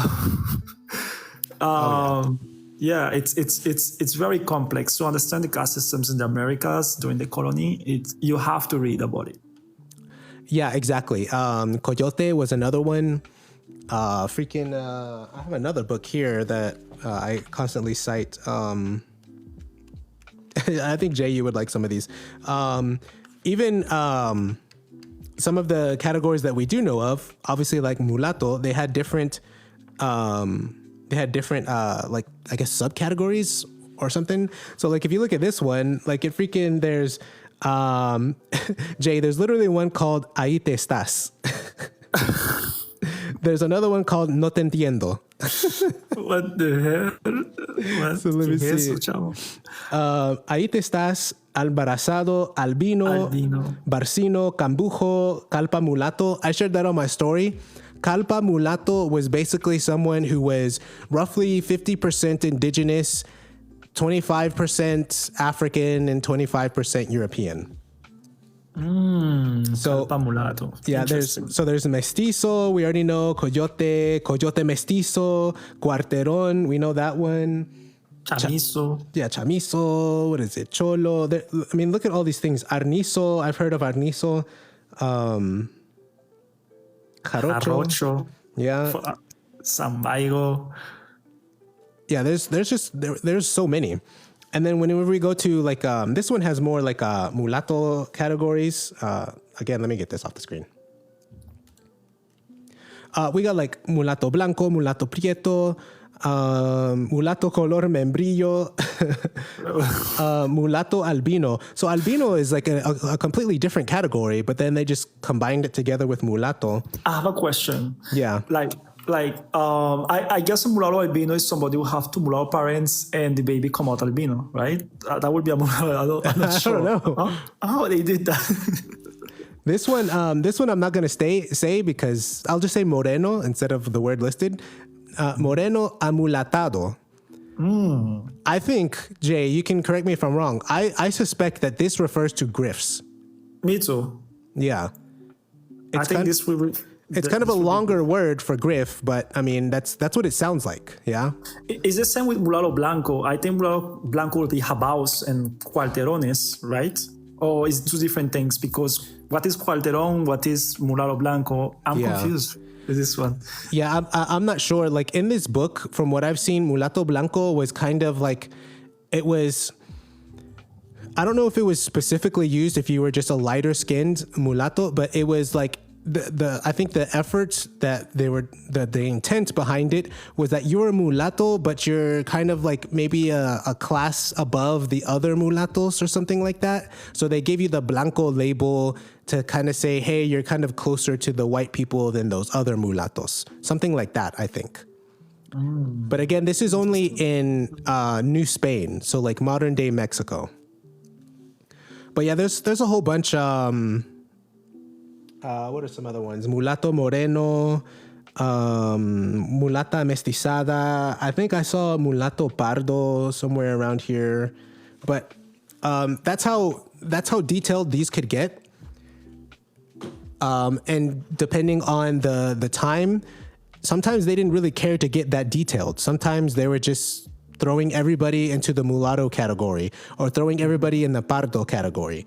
And so I know in some cases pardos, like there's a lot of crossover between mulattoes and mulatto pardos, and especially in places like Brazil. I don't know if they had a mulatto pardo category. I know in Venezuela they had it, a mulatto pardo.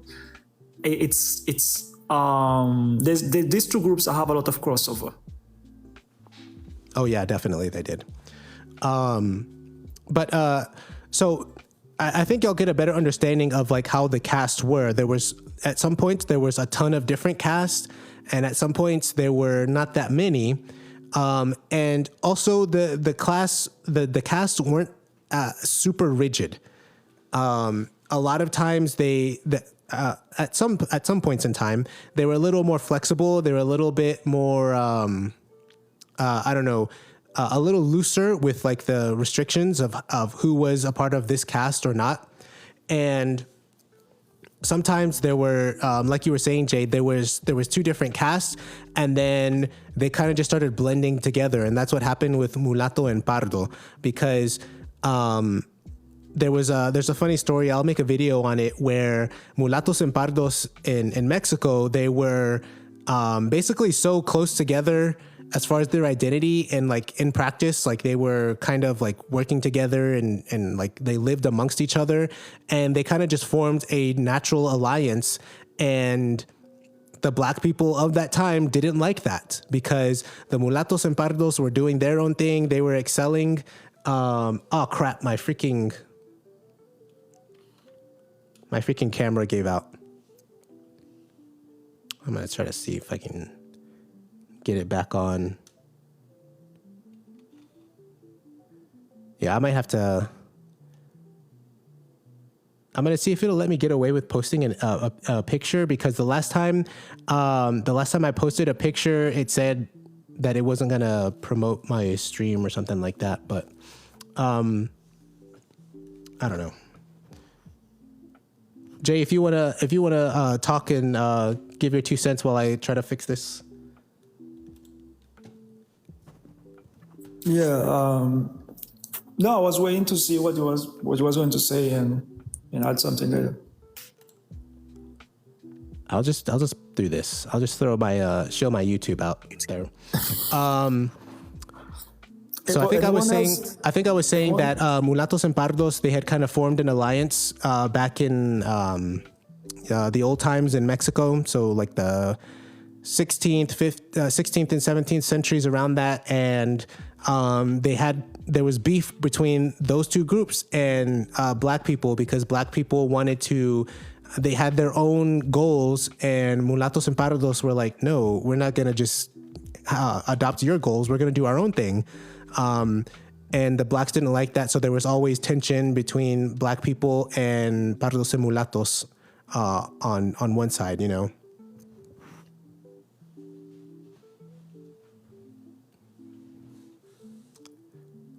Okay, so let me think about another point I was wanting to make. I was wanting to talk about the nature of whether the idea of whether or not the caste system was good or bad. And the thing is, I believe the caste system was bad. So the idea of creating a basically arbitrary hierarchy and treating people differently based on that, I think that's bad. But the thing is, there are a lot of people who want to say that anything from that hierarchy is bad, including the labels. So like mulatto was a casta on that hierarchy. But there's a difference between taking the labels, the categories from the caste system, and then another one is to implement the caste system. None of us are trying to implement a caste system. That is absurd. Nobody wants that. Except for, I think, John DeGeezer, but I think he's a little tipsy. But the thing is, the caste system, there obviously were bad parts of it, but there were good parts of it. And I think one of the good parts is that they actually respected mixed race people, their identities, I should say. They respected their identities. Okay, so they didn't just lump all mixed race people into one group like was done in America. They actually were like, hey, you're different than all these other groups. You get your own racial category, your own identity. And I actually kind of like how they did it whenever they did it like more, when it was hyper detailed with like the subtle variations, mulatto this, mulatto that, and everything. And I think that's good. And I think that's something that we can take, something that we can use from that caste system without using the bad, without taking the bad parts of it. And we don't have to hate the entire caste system and everything to do with it. And I'll also add that black and white were also a part of that caste system. So our ops know what they are doing. They know that black and white was a part of the caste system, and they don't care, but they're still going to attack us for identifying as mulatto because it was part of a caste system. But they just don't want us to have our own identity. So we are not trying to implement a caste system merely by identifying as mulatto. If we are doing that, then black people would have to admit that they are also trying to do the same. When they identify as black, then they would have to admit that they are also trying to implement a caste system because it was part of that same caste system. Jay? I had a debate on my comment section for the video of the mulatto phenotype. And this girl was trying to say that mulatto was a dehumanizing term. And when I did the research on the mulatto definition, it didn't say anything about the dehumanization of mulatto people or mixed race people. Matter of fact, the mulatto was a registered class of people in the census of that time. And they had certain positions based on the colony or the laws of that specific place and the rules, etc. And so basically, it was not an exclusion term. Like mulatto wasn't made for dehumanizing or excluding, depossessing. It was the opposite. In the case, for example, of the black term, in that caste system, I am not saying it as a flex. I am not trying to say we should be proud of it, but it was a depossessing. When they were called black, it was because you are less than human. We're going to depossess you from yourself. You are a property. So when they come with this argument, where they say we're trying to bring a caste system by using that term, they have to read a little bit the term black, because in its core itself, it's dehumanizing. It's basically you are property.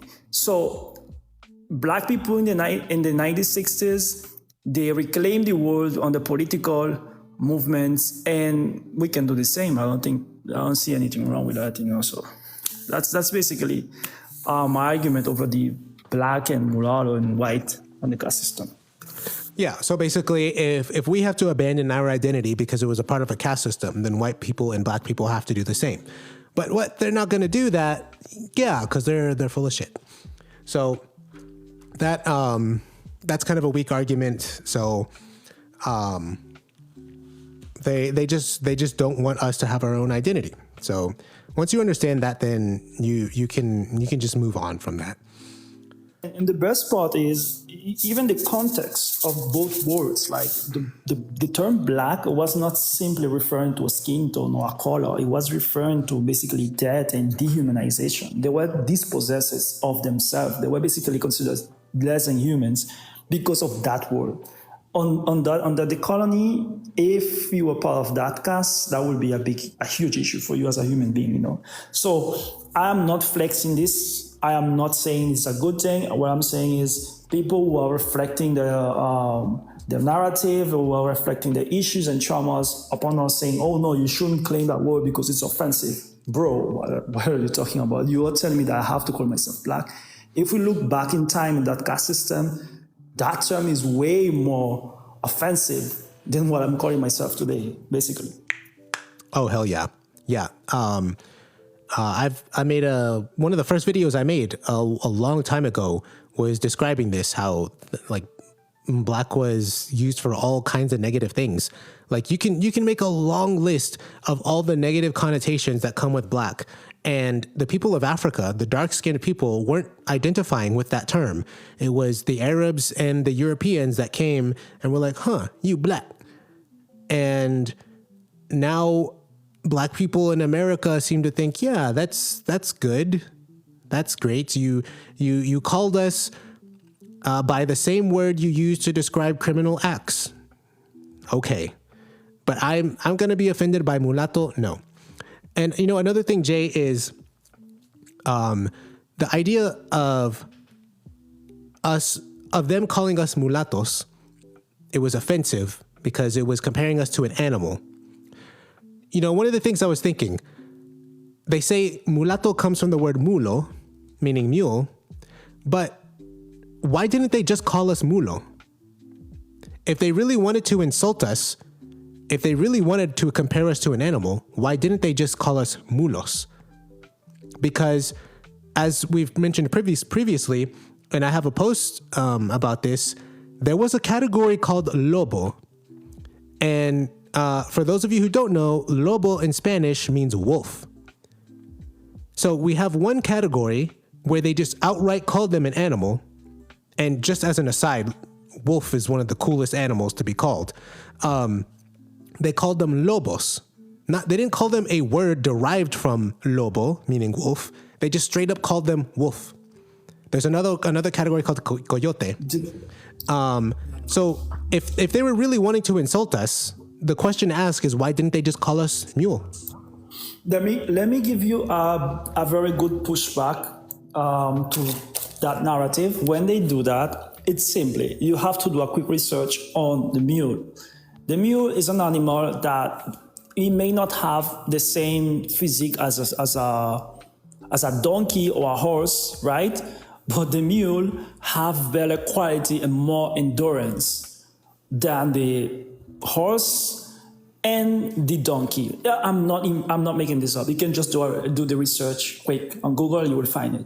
And the thing is, the reason why they were calling the options of European and African mulattoes because some people believe, like some of the Spaniards believe, that they mixing with other people, they will make their race better and they will create new better races. So basically a mix of Spanish and African will be a mulatto because it will have some better qualities than both counterparts. That's basically the definition. I'm not making this up. That, for example, the skin tone mix, they believe that the complexion will be more likely to endorse the sun, and at the same time, they will have a lighter complexion that will make them more likable in the society of the Spanish castes. And the hair texture also, they believe like the mix between both kind of benefit them in one way, the intellectual side too, the physical endurance too. This is why they were called mulattoes, because they believe that a mix of these two will make a better race or something like that. So that's basically the concept of mejora la raza. I don't really think that's a flex. In today's standard, we have to do better and stuff, but people need to read more instead of making assumptions and just saying whatever. It wasn't a derogatory term, or they were not dehumanizing mixed race people. The Spanish did that because they believed they could create new races, and not only the Spanish did it, everyone did it. So the black people were also dehumanized with that term.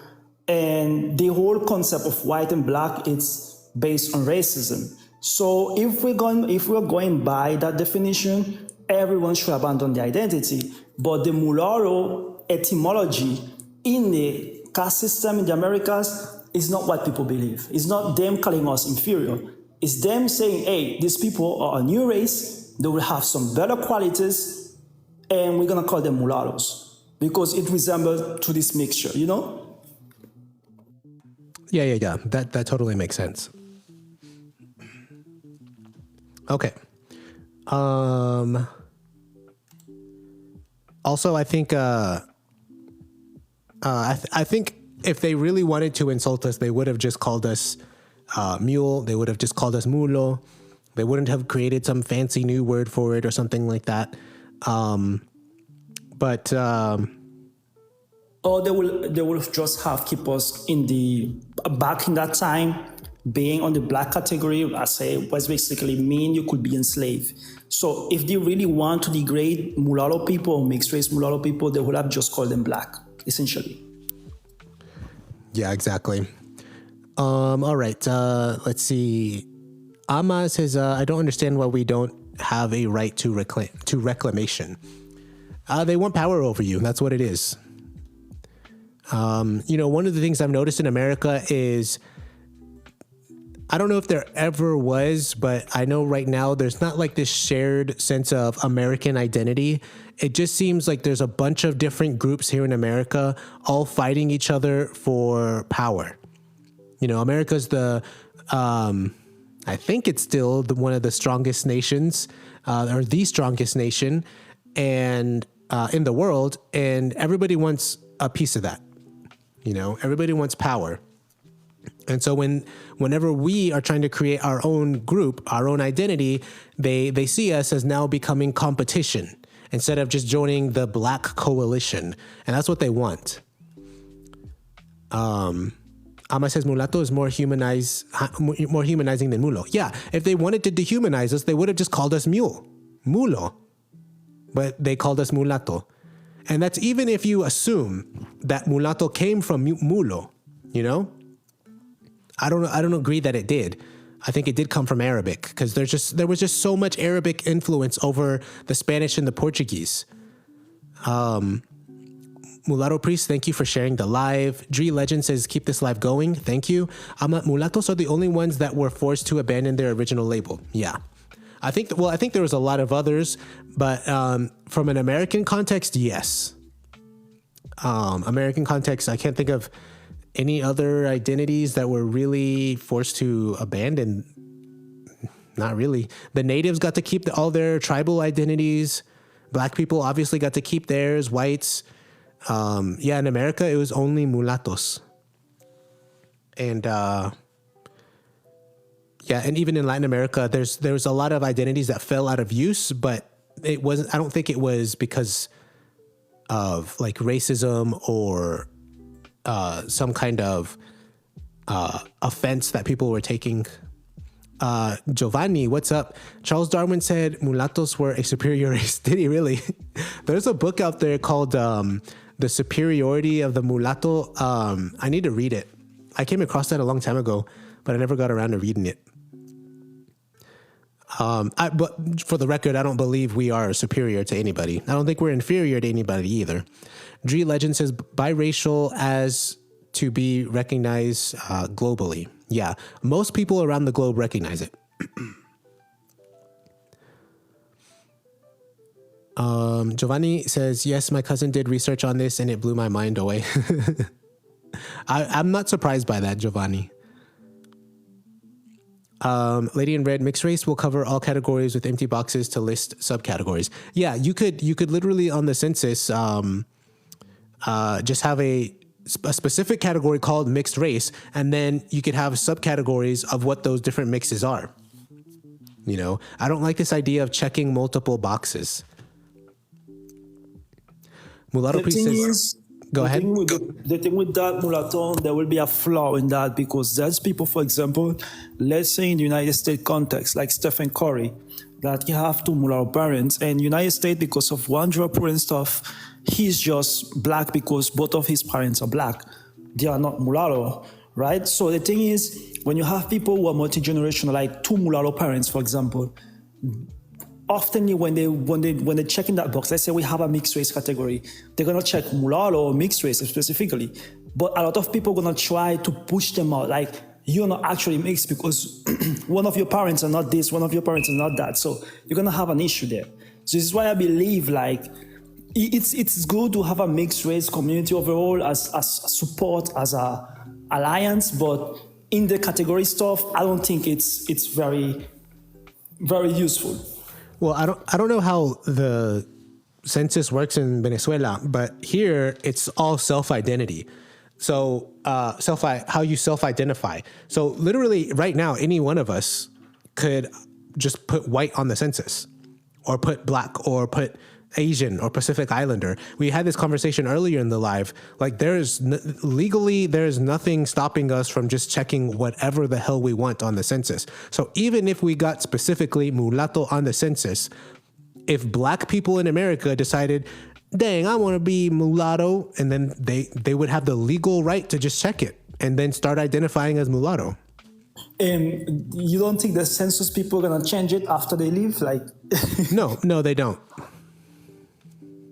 Well, no. That's crazy. Yeah, it's literally how you self-identify. And it's like that in Brazil too. It's pure self-identification. There's no legal punishments or ramifications if you check something and the government disagrees with you. Well, I believe it's the same in Venezuela. Like, it's just self-identification. People say whatever they are, and that's what people go with, Yeah. But people base most of these things based on the phenotypes, right? You see somebody walking the street, oh, he's moreno. You just see the phenotypes, you cannot ambiguous, no, he's mulatto, no, he's negro, etc. So yeah. Yep. Iberian, thank you for sharing the live. Lady in Red 2 says mixed race underneath empty box where you can state which mix are you if you want. Yeah. G Legend says biracial will be trending more and more. There's more and more biracial than ever. Lady in Red says we are legally recognized as mixed race in England with empty box to describe mix. Really? I like that. I like that system. I feel like it should be that way regardless, just on all. It should just be a blank box. It says race, and then actually, what am I saying? I don't even think the government should be asking you about race, but if it's going to, just have race and then put an empty box and then you specify what you are. Yeah. Mulatto Priest says America is young country based on putting science over religion, so people were dehumanized more. Ama says in America it was due to miscegenation, in my opinion. I think you're referring to actually, I don't know what you're referring to. Maybe the Stephen Curry comment. I think this is Stephen Curry example. It could be. I'm not sure. Oh, okay. Dree Legend says Black Americans get triggered when you claim biracial mulatto. Yeah, they definitely do. Giovanni says mestizo was on the census records in California until the 1970s, but the NAACP got rid of it. Why am I not surprised that they were getting their freaking hands into that? I'm not mestizo, so I don't really care, but I think it's good that they essentially had a mixed race category, you know. Terry Bone says fire content. Thank you very much. Mulatto Priest, but it developed to give everyone opportunities, so it's a double edge. Dre Legend says only the Black American have issue with it. Yeah, and any mixed race people that want to be Black, mixed race people with racial dysphoria. Yeah. To quote John the Mulatto, he coined that term, racial dysphoria.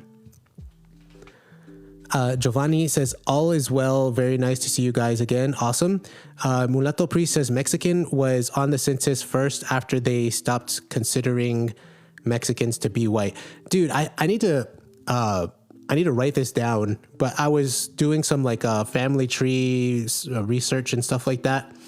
And on my Mexican side, they were literally classified like so many different things. It was like mostly like white. And then there was a few people where it was labeled Mexican.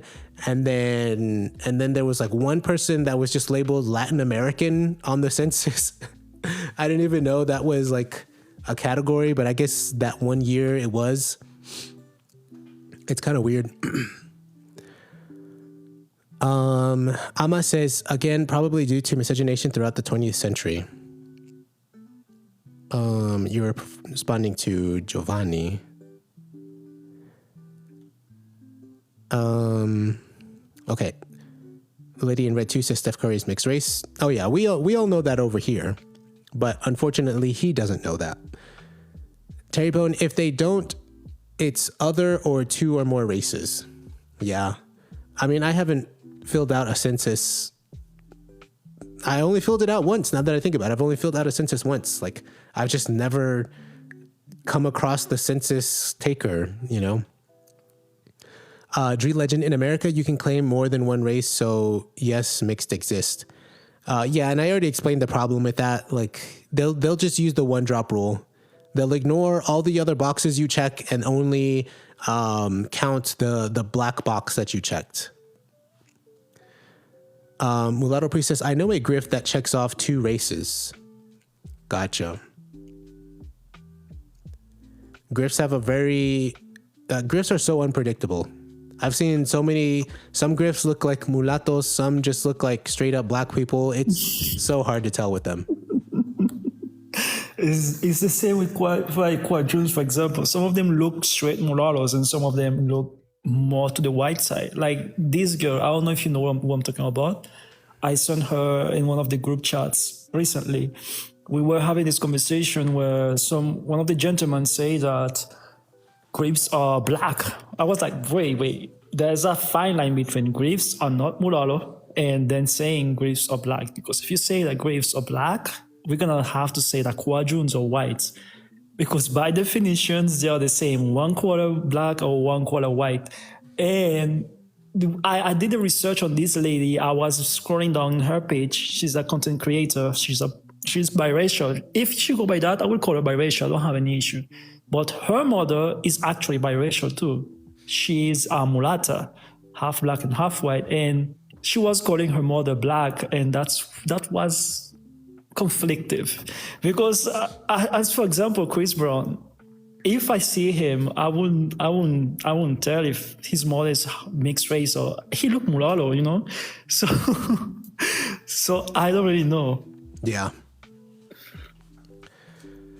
Yeah, if once you start going that route of Griffes are Black, quadroons are white, you open up a whole can of worms. You're basically saying being 75% a thing makes you that thing. And I don't know. I don't think they are half. They are not essentially mulatto, but I do not believe they are white or Black. I believe that they are closer to mulattoes than anything else. Griffes and Quadroons. They are not mulattoes, of course.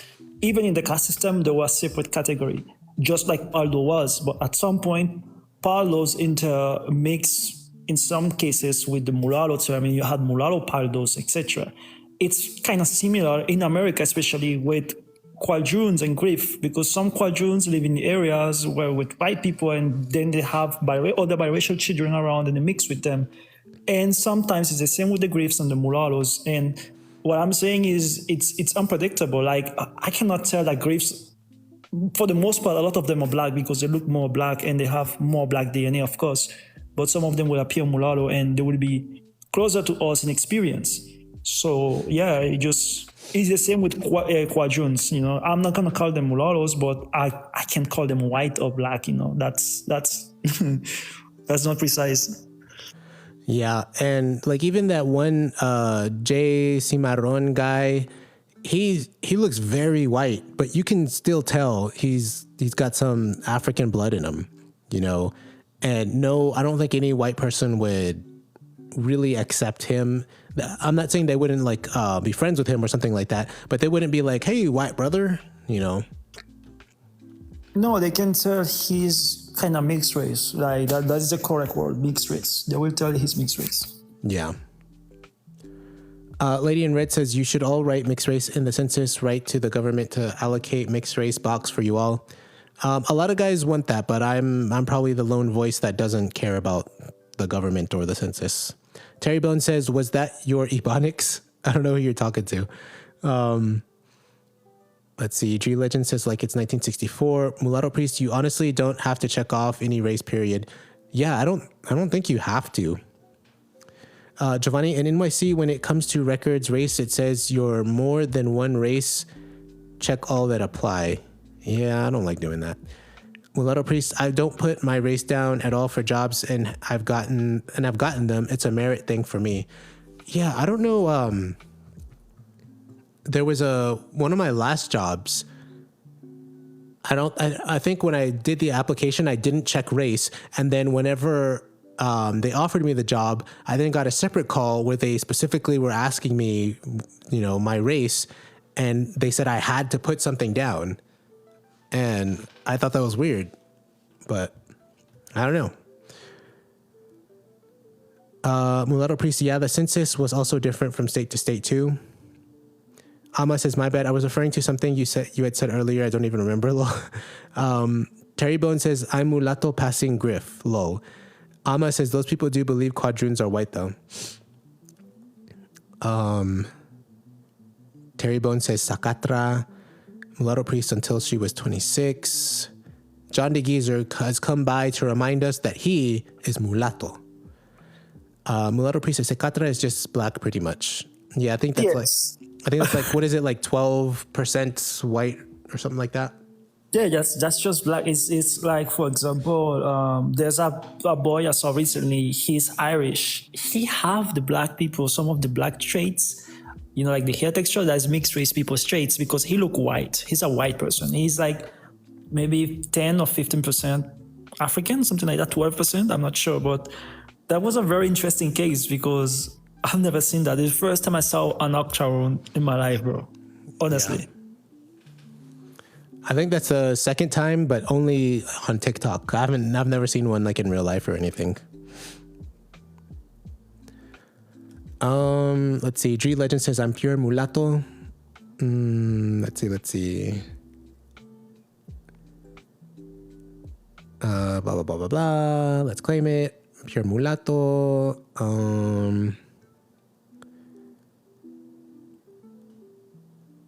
G Legend says I'm from Montreal, Canada. How do they pronounce it? Montreal. My dad, French Canadian. My mom, Congolese. Nice. Montreal. I'm not sure. Montreal. Montreal. I think that's how they do it. Yeah, so you got something in common with John DeGeezer. You've got like direct African ancestry.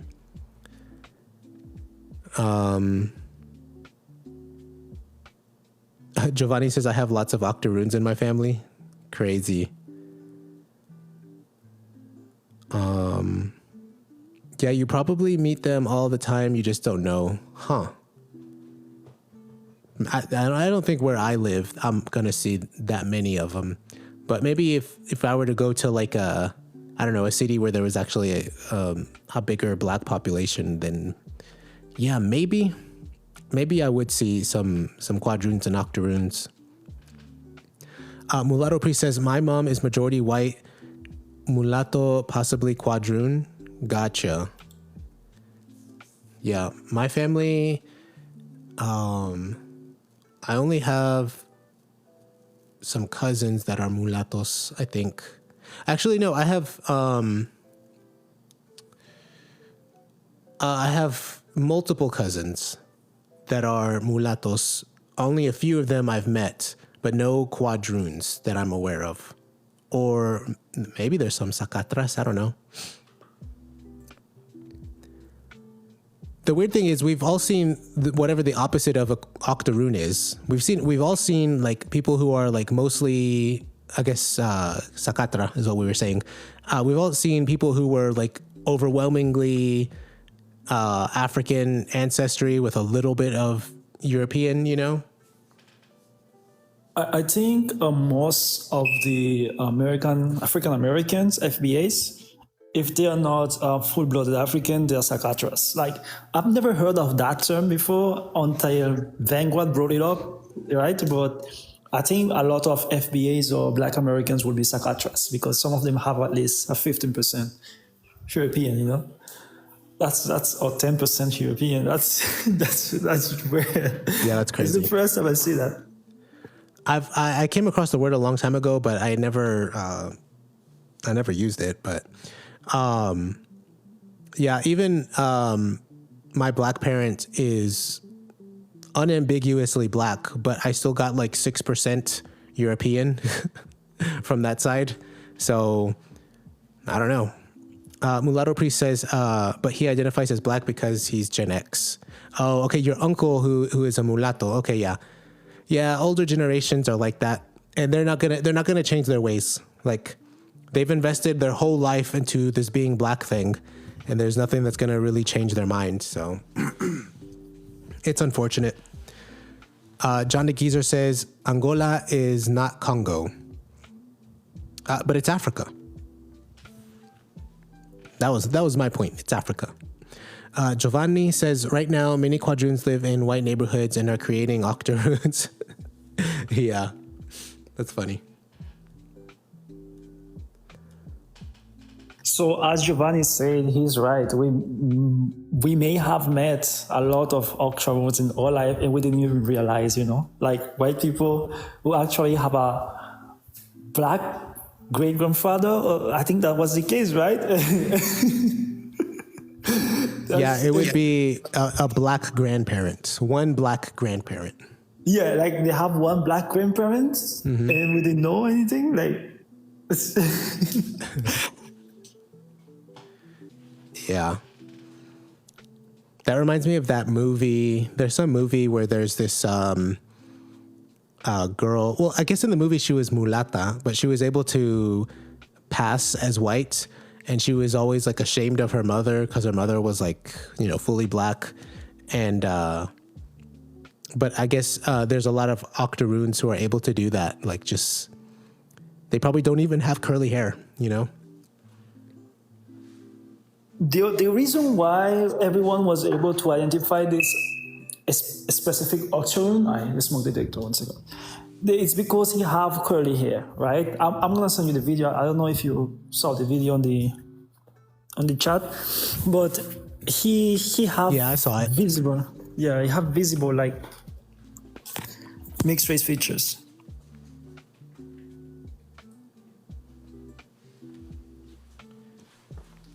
Yep. Iberian says I just call them white. You know, I'm willing to bet though that they have experiences.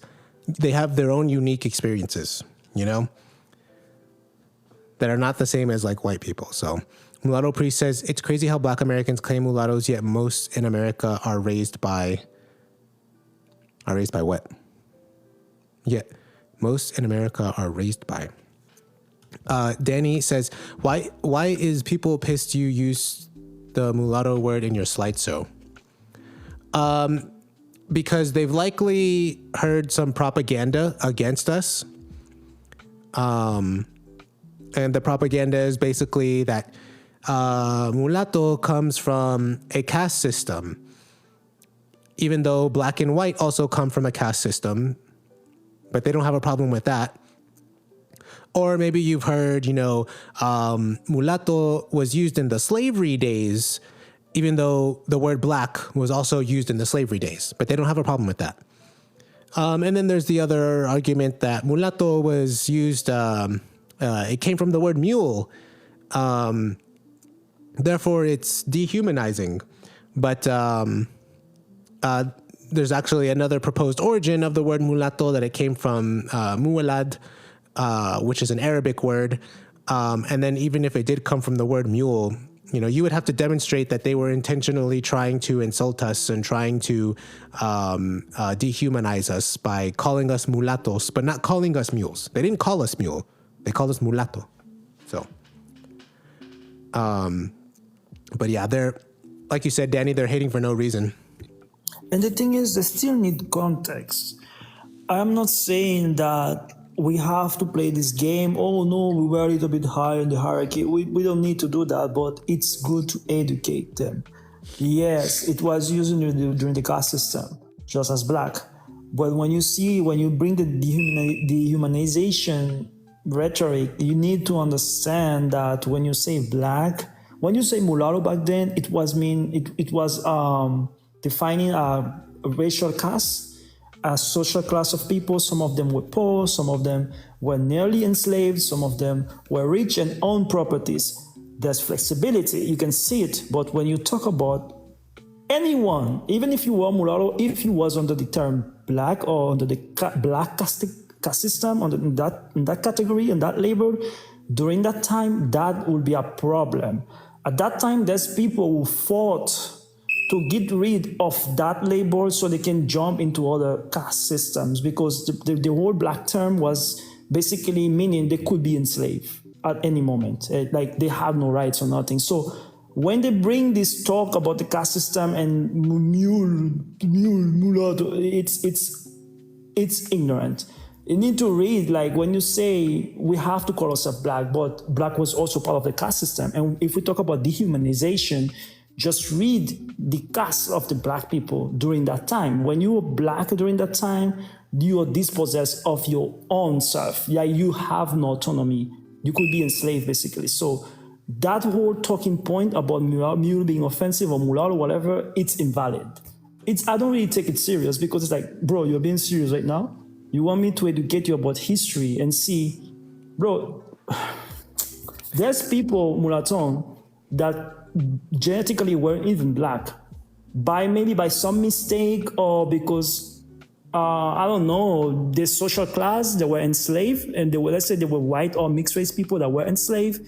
They were cast under the black system in the Americas. That's very rare, but it happened. Those people, they did anything to get rid of that position, to get basically that was basically slavery if you get under that label at that time, Yeah. Let's see. Dree Legend says there's clearly a difference between mixed and black. Danny Kim, they're hating for no reason. John says, I came a good caste system. Danny Kim, thank you for the follow. Mulatto Priest, majority of us still don't even live around blacks in US, so we definitely are not the same people. Yeah, I've never lived around them. I've had like a handful of black friends growing up. Where I live, like, you just don't really see that many black people, and they usually kind of stick to their side of town. But yeah. Let's see. Chats. John says, cala a boca. Eu não vou dizer essa palavra. He says, cala a boca preto. Let's say that, preto. That's a little more TikTok friendly than the word you put. Iberian says, Brancos dizem me tu és preto. But you are Black Iberian. You're a 100% black man. Don't you know that? Don't you know that? That's what I heard. You black. Okay, so I think I'm gonna end it there. Jay, did you want to cover any topics before we ended, or are you good? No, if you had anything else to say or any other topic, let me know. Mm-hmm. But I don't have anything else to say. I think that's pretty much it. Okay, cool. So I'm going to end it there. Thank you, everybody. Go ahead and follow me on YouTube, Papa Mulaton. That's also my IG handle. And I have all my long form content there on YouTube at that on that channel. So I'll catch y'all next Friday. Have a good weekend.